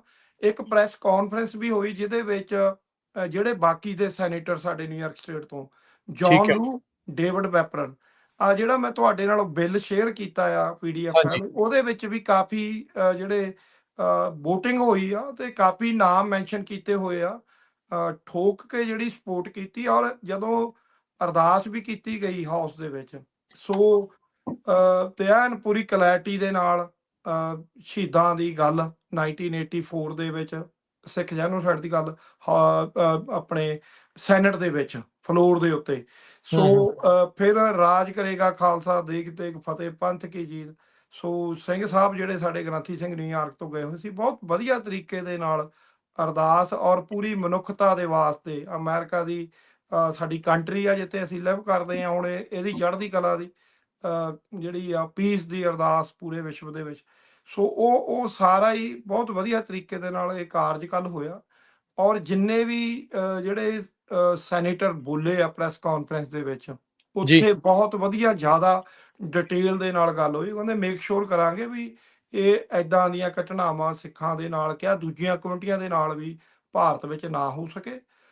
ਠੋਕ ਕੇ ਸਟਰੋਂਗਲੀ, ਮਤਲਬ ਉਹਨਾਂ ਨੇ ਕੰਡੈਮ ਕੀਤਾ ਜਿਹੜੀ ਭਾਰਤੀ ਹਕੂਮਤ ਨੇ ਸਿੱਖਾਂ ਦੇ ਨਾਲ ਇਹ ਵਰਤਾਰਾ ਵਰਤਾਇਆ। ਜੀ। ਸੋ ਪਿਛਲੇ ਸਮਿਆਂ ਦੇ ਵਿੱਚ ਆਪਾਂ ਸਾਰਿਆਂ ਜਾਣਦੇ ਹਾਂ ਕਿ ਕਨੈਕਟੀਕਟ ਸਟੇਟ ਦੇ ਵਿੱਚ ਸਵਰਨਜੀਤ ਸਿੰਘ ਖਾਲਸਾ ਉਹਨਾਂ ਦਾ ਉਦਮ ਸੀ, ਅਸੀਂ ਕਾਫੀ ਅਰਸੇ ਤੋਂ ਲੱਗੇ ਹੋਏ ਸੀ। ਸੋ ਨਿਊ ਜਰਸੀ ਸਟੇਟ ਦੇ ਵਿੱਚ ਭਾਈ ਹਰਜਿੰਦਰ ਸਿੰਘ ਜੀ, ਜੁਗਰਾਜ ਸਿੰਘ ਜੀ, ਡਾਕਟਰ ਪ੍ਰਿਤਪਾਲ ਸਿੰਘ ਜੀ, ਸਿੱਖ ਕੋਆਰਡੀਨੇਸ਼ਨ ਕਮੇਟੀ, ਸਕੋਸ਼ ਸਿੱਖ ਕਾਕਸ, ਅਮਰੀਕਨ ਗੁਰਦੁਆਰਾ ਪ੍ਰਬੰਧਕ ਕਮੇਟੀ, ਇਹ ਉਪਰਾਲੇ ਰਹੇ ਆ। ਪੈਂਸਲਵੇਨੀਆ ਸਟੇਟ 'ਚ ਆਲਰੇਡੀ ਪਾਸ ਹੋ ਚੁੱਕਿਆ ਬਿੱਲ, ਕੈਲੀਫੋਰਨੀਆ ਸਟੇਟ ਤੇ ਵੀ ਪਾਸ ਹੋ ਚੁੱਕਿਆ। ਸੋ ਇਹ ਕਦਮ ਜਿਹੜੇ ਸਿੱਖਾਂ ਦੇ, ਜਿਹੜਾ ਪਿੱਛੇ ਮਾਹੌਲ ਬਣਾਇਆ ਜਾ ਰਿਹਾ ਸੀ ਵੀ ਅਮਰੀਕਾ ਦੇ ਵਿੱਚ ਸਾਡੇ ਜਿਹੜੇ ਪ੍ਰੈਜ਼ੀਡੈਂਟ ਡੋਨਲਡ ਟਰੰਪ ਦੀ ਸਰਕਾਰ ਆ ਗਈ ਤੇ ਉੱਥੇ ਜਿਹੜੇ FBI ਦੇ ਡਾਇਰੈਕਟਰ ਲੱਗ ਗਏ ਆ ਜੀ, ਪਟੇਲ, ਤੇ ਆਪਣੇ ਜਿਹੜੀ ਨੈਸ਼ਨਲ ਸਿਕਿਉਰਿਟੀ ਦੀ ਇੰਚਾਰਜ ਤੁਲਸੀ ਗੈਬੜ, ਵੀ ਪਤਾ ਨਹੀਂ ਹੁਣ ਸਿੱਖਾਂ ਨਾਲ ਕੀ ਹੋ ਜਾਣਾ। ਸੋ ਦੇਖੋ ਉਹਨਾਂ ਦੇ ਆਉਣ ਤੋਂ ਬਾਅਦ ਵੀ ਭਾਵੇਂ ਕੈਲੀਫੋਰਨੀਆ ਦੀ ਧਰਤੀ LA 'ਚ ਰੈਫਰੈਂਡਮ ਵੀ ਹੋਇਆ। ਸੋ ਲੰਘੇ ਐਤਵਾਰ, ਤੇ ਕੱਲ ਸੋਮਵਾਰ ਦਾ ਦਿਨ ਸੀ, ਤੇ ਨਿਊਯਾਰਕ ਸਟੇਟ ਦੇ ਵਿੱਚ ਇਹ ਜਿਹੜਾ ਬਿੱਲ ਪਾਸ ਹੋਣਾ। ਸੋ ਆਪਣੇ ਆਪ ਦੇ ਵਿੱਚ ਭਾਰਤੀ ਹਕੂਮਤ ਨੂੰ ਮੈਸੇਜ ਆਉਂਦਾ ਵੀ ਦੇਖੋ, ਜੇ ਤੁਸੀਂ ਧੱਕੇਸ਼ਾਹੀਆਂ ਕਰੋਗੇ, ਧੱਕੇ ਦੇ ਨਾਲ ਦਬਾ ਕੇ ਰੱਖੋਗੇ, ਜਿਸ ਪ੍ਰੈਸ਼ਰ ਦੇ ਨਾਲ ਜਿਵੇਂ ਉਹ ਬਾਲ ਨੂੰ ਦੱਬਦੇ ਆ ਨਾ, ਉਸੇ ਪ੍ਰੈਸ਼ਰ ਦੇ ਨਾਲ ਉਹ ਉੱਭਰਦੀ ਆ ਉੱਤੇ ਨੂੰ। ਸੋ ਕੌਮ ਉਨੀ ਉਹ ਤਕੜੀ ਹੋ ਕੇ, ਜਿਵੇਂ ਪਿਛਲੇ ਸਮਿਆਂ ਦੇ ਵਿੱਚ ਸਾਡੇ ਸਿੱਖ ਨੌਜਵਾਨਾਂ ਦੀ ਜਿਹੜੀਆਂ ਕਿਲਿੰਗ ਭਾਰਤੀ ਹਕੂਮਤ ਨੇ, ਪ੍ਰਾਈਮ ਮਿਨਿਸਟਰ ਮੋਦੀ ਨੇ ਪਾਰਲੀਮੈਂਟ 'ਚ ਖੜ ਕੇ ਇਹ ਗੱਲ ਕਹੀ ਕਿ ਅਸੀਂ ਹੁਣ ਘਰ ਦੇ ਵਿੱਚ ਘੁਸ ਕੇ ਮਾਰਦੇ ਹਾਂ। ਸੋ ਇਸ ਗੱਲ ਨੂੰ ਹੁਣ ਉੱਥੇ ਅਸੀਂ ਗੱਲਾਂ ਵੀ ਹੋਈਆਂ, ਇਹਦੇ ਉੱਤੇ ਵੀ ਟ੍ਰਾਂਸਨੈਸ਼ਨਲ ਰਿਫਲੈਕਸ਼ਨ ਦੀਆਂ ਗੱਲਾਂ ਵੀ ਹੋਈਆਂ ਕਿ ਉਸੇ ਰਫਤਾਰ ਦੇ ਨਾਲ ਜੇ ਤੁਸੀਂ ਸਾਡੀਆਂ ਕਿਲਿੰਗ ਕਰੋਗੇ, ਡਰਾ ਕੇ ਧਮਕਾ ਕੇ ਨਹੀਂ ਦਬਾਇਆ ਜਾ ਸਕਦਾ। ਉਨਾ ਹੀ ਕੌਮ ਉੱਭਰ ਕੇ ਹੋਰ ਆਉਂਦੀ ਆ, ਤਾਂ ਇਹ ਸਤਿਗੁਰਾਂ ਦੀ ਬਖਸ਼ਿਸ਼ ਹੁੰਦੀ। ਸੋ ਉਸੇ ਤਰੀਕੇ ਦੇ ਨਾਲ ਸਾਡੇ ਨਿਊਯਾਰਕ ਸਟੇਟ ਤੋਂ ਜਿਹੜੀ ਸਿੱਖ ਕਮਿਊਨਿਟੀ, ਮੈਂ ਨਾਮ ਮੈਂਸ਼ਨ ਜ਼ਰੂਰ ਕਰਨਾ ਚਾਹਾਂਗਾ, ਸਿੱਖ ਕਲਚਰ ਸੁਸਾਇਟੀ ਤੋਂ ਗੁਰਦੇਵ ਸਿੰਘ ਕਾਂਗ ਹੋਣੀ, ਦਵਿੰਦਰ ਸਿੰਘ ਬੋਪਰਾਏ, ਬਲਾਕਾ ਸਿੰਘ ਹੋਣੀ। ਸੋ ਇਸੇ ਤਰ੍ਹਾਂ ਗੁਰਦੁਆਰਾ ਬਾਬਾ ਮੱਖਣ ਸ਼ਾਹ ਲਵਾਣਾ ਦੀ ਲੀਡਰਸ਼ਿਪ, ਰਘਵੀਰ ਸਿੰਘ ਸੁਹਾਨਪੁਰ, ਸੁਖਜਿੰਦਰ ਸਿੰਘ ਸੁਹਾਨਪੁਰ, ਕੁਲਦੀਪ ਸਿੰਘ ਖਾਲਸਾ, ਮਾਸਟਰ ਮਹਿੰਦਰ ਸਿੰਘ ਜੀ। ਸੋ ਸਾਡੇ ਵਰਲਡ ਸਿੱਖ ਪਾਰਲੀਮੈਂਟ ਤੋਂ ਡੈਲੀਗੇਸ਼ਨ ਸੀ। ਇੱਦਾਂ ਹੋਰ ਵੀ ਕਾਫੀ ਜਿਹੜੀ ਵੱਡੀ ਤਾਦਾਦ, 100 ਦੇ ਕਰੀਬ ਜਿਹੜੇ ਸਾਡੀ ਕਮਿਊਨਿਟੀ ਤੋਂ ਬੱਸ ਅਸੀਂ ਭਰ ਕੇ ਨਿਊਯਾਰਕ ਤੋਂ ਲੈ ਕੇ ਗਏ ਸੀ। ਸੋ ਕਾਫੀ ਉਤਸ਼ਾਹ ਸੀ। ਅਰਦਾਸ ਹੋਈ ਆ ਤੇ ਪ੍ਰੈਸ ਕਾਨਫਰੰਸ ਹੋਈ ਆ। ਸੋ ਬਕਾਇਦਾ ਸਾਰੇ ਹੀ ਸੈਨੇਟਰਾਂ ਨੇ 3 ਇਵੈਂਟ ਸੀਗੇ ਜਿਹਦੇ ਵਿੱਚ ਐਗਜੀਬਿਸ਼ਨ ਦੀ ਮੈਂ ਗੱਲ ਕਰ ਚੁੱਕੇ ਹਾਂ। ਜੀ ਸੋ ਅਸੀਂ ਬੜੀ ਸਤਿਗੁਰਾਂ ਦਾ ਸ਼ੁਕਰਾਨਾ ਕਿ ਜਿਹੜੀ ਕੌਮ ਦੇ ਸਿਰ ਦੇ ਉੱਤੇ ਮਿਹਰ ਭਰਿਆ ਹੱਥ ਰੱਖ ਕੇ ਹੋਰ ਬੁਲੰਦੀਆਂ ਵੱਲ ਨੂੰ ਲੈ ਕੇ ਜਾਣ। ਜੀ ਇੱਕ ਗੱਲ ਰਾਜ ਕਰਨਵੀਰ ਸਿੰਘ ਜੀ, ਹੁਣ ਰੀਸੈਂਟਲੀ ਭਾਰਤੀ ਹਕੂਮਤ ਜਿਹੜੀ ਉਹਨਾਂ ਦਾ ਗ੍ਰਹਿ ਮੰਤਰੀ ਅਮਿਤ ਸ਼ਾਹ, ਉਹਨਾਂ ਨੇ ਸਟੇਟਮੈਂਟ ਆਪਣੇ ਜਿਹੜੀ ਪਾਰਲੀਮੈਂਟ ਪਾਰਲੀਮੈਂਟ ਦੇ ਦੇ ਵਿੱਚ ਦਿੱਤੀ ਆ। ਦਿੱਤੀ ਹੂੰ ਕਿ ਨੌਜਵਾਨ ਪੰਜਾਬ 'ਚ ਕੁਝ ਭਿੰਡਰਾਂ ਵਾਲਾ ਵੰਡ ਦੀ ਕੋਸ਼ਿਸ਼ ਕਰ ਰਹੇ ਆ। ਹੂੰ ਹੂੰ ਹੂੰ ਤੋ ਹੂੰ ਉਹਨਾਂ ਨੂੰ ਅਸੀਂ ਦਿਬਰੂਗੜ੍ਹ ਦੀ ਜੇਲ੍ਹ 'ਚ ਭੇਜ ਦਿੱਤਾ ਤੇ ਉੱਥੇ ਮਜ਼ਾਕੀਆ ਲਹਿਜੇ 'ਚ ਇਹ ਗੱਲ ਕਰਨੀ ਕਿ ਹੁਣ ਉਹ ਗੁਰੂ ਗ੍ਰੰਥ ਸਾਹਿਬ ਦਾ ਪਾਠ ਕਰਦੇ ਆ। ਹੂੰ ਸੋ ਇਹ ਹੂੰ ਮਜ਼ਾਕੀਆ ਲਹਿਜੇ 'ਚ ਇੱਕ ਟਾਸਕ ਉਹਨਾਂ ਨੇ ਕੱਸਿਆ। ਸੋ ਮੈਂ ਜ਼ਰੂਰ ਇਹ ਗੱਲ ਕਹਿਣੀ ਚਾਹਾਂਗਾ, ਦੇਖੋ ਇਹਨਾਂ ਨੇ ਜਿਹੜੇ ਭਾਰਤੀ ਹਕੂਮਤ ਦਾ ਜਿਹੜਾ ਅਤਿਆਚਾਰ, ਜੋ ਉਹਨਾਂ ਦੀਆਂ ਗਤੀਵਿਧੀਆਂ, ਇਹ ਡਾਇਸਪੋਰਾ ਦੀਆਂ 5 ਕੰਟਰੀ ਹੂੰ ਹੂੰ ਜਿਹੜੀਆਂ ਵੱਡੀਆਂ ਵੱਡੀਆਂ ਮੀਡੀਆ ਫਰਮ, ਉਹ ਸਾਰੀ ਕੌਮ ਦੇਖ ਰਹੀ ਆ। ਸੋ ਮੈਸੇਜ ਵੀ ਆ ਵੀ ਦੇਖੋ, ਸੰਤ ਗਿਆਨੀ ਜਰਨੈਲ ਸਿੰਘ ਖਾਲਸਾ ਭਿੰਡਰਾਂ ਵਾਲੇ 20ਵੀਂ ਸਦੀ ਦੇ ਮਹਾਨ ਸ਼ਹੀਦ ਸਿੱਖ, ਸਾਡੇ ਦਿਲਾਂ ਦੀ ਧੜਕਣ ਆ, ਸਾਡੇ ਰੋਲ ਮਾਡਲ ਆ। ਜੀ ਸੋ ਸਿੱਖ ਨੌਜਵਾਨ ਬਿਲਕੁਲ ਸੰਤਾਂ ਦੇ ਕਹੇ ਵਚਨਾਂ ਤੇ, ਜਿਹੜੇ ਕਿ ਉਹਨਾਂ ਨੇ ਕਹੇ ਸੀ ਕਿ ਜ਼ਮੀਰ ਦਾ ਮਰ ਜਾਣਾ ਮੌਤ ਆ, ਸਰੀਰ ਦਾ ਮਰਨਾ ਮੌਤ ਮਰ ਨਹੀਂ, ਜਾਣਾ ਉਹਨਾਂ ਬਿਲਕੁਲ ਨੂੰ ਆਪਣੇ ਸਰੀਰ ਤੇ ਢਾਲਦੇ ਆ। ਔਰ ਅਸੀਂ ਸੰਤਾਂ ਦੇ ਨਕਸ਼ੇ ਕਦਮ ਦੇ ਉੱਤੇ ਚੱਲਣ ਦਾ ਪ੍ਰਾਣਿਆ ਸਾਡਾ, ਕਿ ਅਸੀਂ ਆਪਣੇ ਜਿਹੜਾ ਉਹਨਾਂ ਨੇ ਇਸ ਕੌਮ ਨੂੰ ਉਸ ਵੇਲੇ ਭਾਰਤੀ ਹਕੂਮਤ ਨੂੰ ਵੈਸੇ ਗੱਲ ਕਹੀ ਸੀ ਕਿ ਜਿਸ ਦਿਨ ਭਾਰਤੀ ਫੌਜ ਦੇ ਕਦਮ ਦਰਬਾਰ ਸਾਹਿਬ ਦੀਆਂ ਪ੍ਰਕਰਮਾਂ 'ਚ ਪੈਣਗੇ, ਉਸ ਦਿਨ ਖਾਲਿਸਤਾਨ ਦੀ ਨੀਂਹ ਰੱਖੀ ਜਾਏਗੀ। ਸੋ ਖਾਲਿਸਤਾਨ ਦੀ ਨੀਂਹ ਰੱਖੀ ਗਈ ਆ। ਸੋ ਕੌਮ ਨੇ ਦੇਖਣਾ ਉਹਨੂੰ ਹੁਣ ਬਿਲਡ ਕਿਵੇਂ ਕਰਨਾ, ਕਿੰਨੀ ਕੁ। ਸੋ ਪ੍ਰਚਾਰ ਹੋ ਰਿਹਾ ਇਹਨਾਂ ਕੰਟਰੀਆਂ ਦੇ ਕਾਨੂੰਨ ਕਾਇਦਿਆਂ ਦੇ ਵਿੱਚ ਰਹਿ ਕੇ। ਸੋ ਬਹੁਤ ਹੀ ਵੱਡਾ ਇਹ ਕੌਮ ਨੂੰ ਸਮਝਣ ਦੀ ਲੋੜ ਆ ਵੀ ਇਹ ਜਿਹੜੇ ਬਿੱਲ ਪੈਣੇ ਆ, ਇਹ ਸਾਡੇ ਕਦਮ ਜਿਹੜੇ ਖਾਲਿਸਤਾਨ ਦੀ ਮੰਜ਼ਿਲ ਵੱਲ ਨੂੰ ਵੱਧ ਰਹੇ ਆ। ਅਸੀਂ ਨਾਲ ਸਾਡਾ ਕੇਸ ਬਿਲਡ ਕਰ ਰਹੇ ਆ ਕਿ ਉਹੀ ਕੌਮਾਂ ਜਿਨ੍ਹਾਂ ਨੇ ਰਾਜ ਕੀਤਾ ਸੀ, ਜਿਨ੍ਹਾਂ ਨੂੰ ਧੱਕੇ ਨਾਲ ਇਹਨਾਂ ਨੇ ਕਿਹਾ ਸੀ ਕਿ 47 ਤੋਂ ਬਾਅਦ ਵੀ ਤੁਹਾਨੂੰ ਇੱਕ ਐਸਾ ਖਿੱਤਾ ਦੇਵਾਂਗੇ ਕਿ ਜਿੱਥੇ ਤੁਸੀਂ ਜਾ ਕੇ ਆਪਣਾ ਆਜ਼ਾਦੀ ਦਾ ਨਿੱਘ ਮਾਣ ਸਕੋ, ਤੇ ਉਹ ਧੋਖੇ ਕੀਤੇ, ਸਾਨੂੰ ਜਰੈਮ ਪੇਸ਼ਾ ਕਿਹਾ ਗਿਆ। ਬਹੁਤ ਕੁਝ ਹੋ ਗਿਆ 47 ਤੋਂ ਲਗਾਤਾਰ ਅੱਜ ਤੱਕ ਸਾਡੀ ਜੈਨੋਸਾਈਡ ਹੋ ਰਹੀ ਆ, ਤੇ ਹੁਣ ਜੀ ਜੀ ਜਾਗਣ ਦੀ ਲੋੜ ਆ। ਇਹ ਉਪਰਾਲੇ ਸਾਡੀ ਨੌਜਵਾਨ ਪੀੜ੍ਹੀ, ਮੈਂ ਇੱਕ ਵਾਰੀ ਫੇਰ ਨਾ ਜਪਨੀਤ ਸਿੰਘ ਜਿਹੜਾ ਸਾਡਾ ਨੌਜਵਾਨ, ਅਸੀਂ ਹਮੇਸ਼ਾ ਉਹਦੀ ਸਪੋਰਟ ਕਰਦੇ ਆ। ਹੋਰ ਬਹੁਤ ਸਾਡੇ ਨੌਜਵਾਨ ਅਮਰੀਕਾ ਦੇ ਵਿੱਚ, ਸਾਡੀ ਕੌਮ ਨੂੰ ਚਾਹੀਦਾ ਹਰ ਸਟੇਟ ਦੇ ਵਿੱਚ ਬਿਲਕੁਲ ਜਿੱਥੇ ਆਪਣੀ ਕਮਿਊਨਿਟੀ ਆ, ਨੌਜਵਾਨ ਪੜ੍ਹੇ ਇਦਾਂ ਦੇ ਲਿਖੇ ਨੌਜਵਾਨ ਜਿਹੜੇ, ਜਿਹੜੇ ਉਹ ਜ਼ਰੂਰ ਅੱਗੇ ਆਉਣ। ਬਿਲਕੁਲ ਹਾਂ ਜਿਹੜੇ ਤੇ ਚੰਗੇ ਪੜ੍ਹੇ ਲਿਖੇ ਨੌਜਵਾਨ ਆ ਜੀ, ਉਹਨਾਂ ਨੂੰ ਕੌਮ ਸਾਨੂੰ ਦੀ ਸਪੋਰਟ ਗੱਲ ਕਰਨੀ ਕਰਨ ਵਾਲੇ, ਚਾਹੀਦੀ ਆ। ਬਿਲਕੁਲ ਕੌਮ ਸਪੋਰਟ ਦੀ ਕਰਨੀ ਗੱਲ ਕਰਨ ਵਾਲੇ ਜਿਹੜੇ ਉਹ ਜੀ। ਚਾਹੀਦੇ। ਹਿੰਮਤ ਸਿੰਘ ਜੀ, ਜਾਂਦੇ ਜਾਂਦੇ ਇਹ ਦੱਸ ਦਿਓ ਵੀ ਇਹ ਪੂਰੀ ਮੁਹਿੰਮ ਨੂੰ, ਇਸ ਮਤੇ ਨੂੰ ਪਾਸ ਕਰਾਉਣ ਦੇ ਲਈ ਕਿੰਨਾ ਕੁ ਵਕਤ ਜਿਹੜਾ ਉਹ ਲੱਗ ਗਿਆ? ਕਦੋਂ ਤੋਂ ਉਪਰਾਲਾ ਜਿਹੜਾ ਇਹ ਸ਼ੁਰੂ ਹੋਇਆ ਸੀ ਸੈਨੇਟਰ ਰਾਮੋਸ ਦੇ ਨਾਲ ਗੱਲਬਾਤ ਤੋਂ ਲੈ ਕੇ, ਤੇ ਕੱਲ ਦਾ ਜਿਹੜਾ ਇਹ ਦਿਨ ਆਇਆ ਆ, ਇਹ ਕਿੰਨਾ ਕੁ ਲੰਮਾ ਵਕਤ ਲੱਗ ਗਿਆ ਇਸ ਚੀਜ਼ ਨੂੰ ਕਰਨ ਦੇ ਲਈ? ਇਹ ਜੇ ਮੈਂ ਗੱਲ ਕਰਾਂ ਜੀ 2020 ਤੋਂ, ਜਦੋਂ ਕੋਵਿਡ ਦੀ ਅੱਛਾ ਵੇਵ ਚੱਲੀ, ਉਦੋਂ ਵੀ ਸਾਡਾ ਰਾਬਤਾ ਨਾ ਰਿਹਾ ਹਮੇਸ਼ਾ ਹੀ। ਹੂੰ ਸਾਨੂੰ ਇਹ ਗੱਲ ਕਹੀ ਗਈ ਆ ਵੀ ਜਿਹੜੀ ਨਿਊਯਾਰਕ ਸਟੇਟ ਅਸੈਂਬਲੀ, ਜਿਹੜੇ ਸਾਡੇ ਅਸੈਂਬਲੀ ਮੈਂਬਰ ਵੀ ਆ, ਵੀ ਅਸੀਂ ਕੰਡੈਮ ਨਹੀਂ ਕਰ ਸਕਦੇ ਵੀ ਕਿਸੇ ਵੀ ਕੰਟਰੀ ਨੂੰ। ਸੋ ਸਟਿਲ ਜਿਹੜਾ ਅਸੈਂਬਲੀ ਦੇ ਵਿੱਚ ਇਹ ਬਿੱਲ ਲਿਆਉਣ ਦਾ ਹਲੇ ਅਸੀਂ ਉਪਰਾਲੇ ਕਰ ਰਹੇ ਠੀਕ ਆ। ਹੈ। ਕੁਝ ਚੀਜ਼ਾਂ ਆਪਾਂ ਚਲੋ ਐਕਸਪੋਜ਼ ਨਹੀਂ ਕਰਦੇ, ਜਿਹੜੀ ਭਾਰਤੀ ਲੌਬੀ ਨੂੰ ਵੀ ਹੁੰਦਾ ਆ ਕਿ ਅਸੀਂ ਵੀ ਕੁਝ ਕਰੀਏ ਉਹ ਤਾਂ ਹੈ ਉਤਪਾਦਾਂ ਹੀ ਦਾ। ਆ ਜੀ, ਉਹਨਾਂ ਨੇ ਤਾਂ ਸੋ ਕੋਈ ਛੱਡ ਨਹੀਂ ਦਿੱਤੀ। ਜਿਹੜੀ ਇਹਦੇ ਉੱਤੇ ਅਲੱਗ-ਅਲੱਗ ਅਸੈਂਬਲੀ ਮੈਂਬਰਾਂ ਨਾਲ, ਸੈਨੇਟਰਾਂ ਨਾਲ ਗੱਲਬਾਤ ਚੱਲਦੀ ਰਹੀ ਆ। ਸੋ ਮੈਂ ਇਹ ਸਮਝਦਾ ਵੀ ਪਿਛਲੇ ਤਕਰੀਬਨ ਲਗਭਗ ਸਾਲ 6 ਮਹੀਨਿਆਂ ਤੋਂ ਜ਼ਿਆਦਾ ਸਪੀਡ ਦੇ ਵਿੱਚ, ਸੋ ਅਸੀਂ ਲੰਬੀ ਉਮਰ ਦੀ ਕਾਮਨਾ ਕਰਦੇ ਹਾਂ। ਜੈਸਿਕਾ ਰੈਮੋਸ, ਜਿਨ੍ਹਾਂ ਨੇ ਸੈਨੇਟਰ ਜਿਹੜੇ ਸਾਡੇ ਮਾਣਯੋਗ, ਉਹਨਾਂ ਦੀ ਸ਼ਲਾਘਾ ਕਰਦੇ। ਉਹਨਾਂ ਨੇ ਉਪਰਾਲਾ ਕੀਤਾ। ਭਾਈ ਜਿਹੜੇ ਜਪਨੀਤ ਸਿੰਘ ਆ, ਉਹਨਾਂ ਦਾ ਵੀ ਸਿੰਘ ਦਾ ਬਹੁਤ ਉਪਰਾਲਾ ਆ। ਜੀ ਸੋ ਕਿਉਂਕਿ ਤੁਸੀਂ ਐਕਸਪਲੇਨ ਕਰਨਾ, ਉਹਦੇ ਐਵੀਡੈਂਸ ਦੇਣੇ, ਕਿਉਂਕਿ ਇਹ ਚੀਜ਼ਾਂ ਐਵੇਂ ਨਹੀਂ ਓਵਰਨਾਈਟ ਨਹੀਂ ਹੁੰਦੀਆਂ। ਉਹ ਬਕਾਇਦਾ ਉਹਨਾਂ ਨੇ ਪੂਰੀ ਤਸੱਲੀ ਕਰਨੀ ਹੁੰਦੀ ਆਪਣੀ, ਕਿ ਵੀ ਲਿਆਓ ਸਾਨੂੰ ਐਵੀਡੈਂਸ ਦਿਓ, ਕਿਵੇਂ ਤੁਸੀਂ ਇਹਨੂੰ ਜੈਨੋਸਾਈਡ ਦਰਸਾਉਂਦੇ ਆ।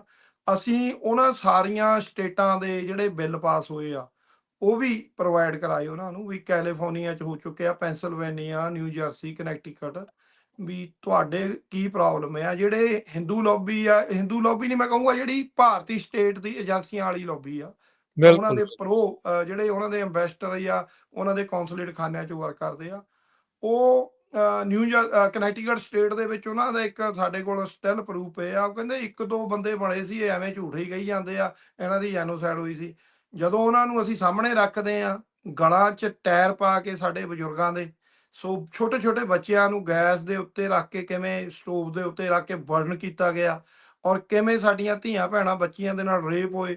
ਮਤਲਬ ਕਿਸ ਤਰੀਕੇ ਦੀ ਹਵਾਨੀਅਤ ਦਾ ਜਿਹੜਾ ਉਹਨਾਂ ਨੇ ਨੰਗਾ ਨਾਚ, ਜਿਹੜੀ ਭਾਰਤੀ ਹਕੂਮਤ ਸਰਕਾਰੀ ਮਸ਼ੀਨਰੀ ਨੇ ਦਿੱਲੀ ਦੇ ਵਿੱਚ, ਉਹ ਜਦੋਂ ਸਾਰਾ ਉਹਨਾਂ ਦੀਆਂ ਆਪਣੀਆਂ ਅੱਖਾਂ ਦੇ ਵਿੱਚ ਅਥਰੂ ਆ ਜਾਂਦੇ ਵੀ ਇੰਨਾ ਕੁਝ ਹੋਇਆ ਤੁਹਾਡੇ ਨਾਲ। ਹੁਣ ਬਿਲਕੁਲ ਅਸੀਂ ਉਹਨਾਂ ਨੇ ਜਦੋਂ ਪਿਕਚਰਾਂ ਦਿਖਾਈਆਂ ਵੀ ਆਹ ਦੇਖੋ ਜਿਹੜੇ ਕੁੱਤੇ ਆ ਕਿਵੇਂ ਸਾਡੇ ਸਿੱਖਾਂ ਦੀਆਂ ਲਾਸ਼ਾਂ ਨੂੰ ਖਿੱਚੀ ਫਿਰਦੇ ਆ, ਉਹ ਜੀ। ਪਿਕਚਰ ਜਿੱਦਾਂ ਕਿਵੇਂ ਭਾਵਕ ਕਰਦੀਆਂ ਸਾਨੂੰ, ਹਨਾ।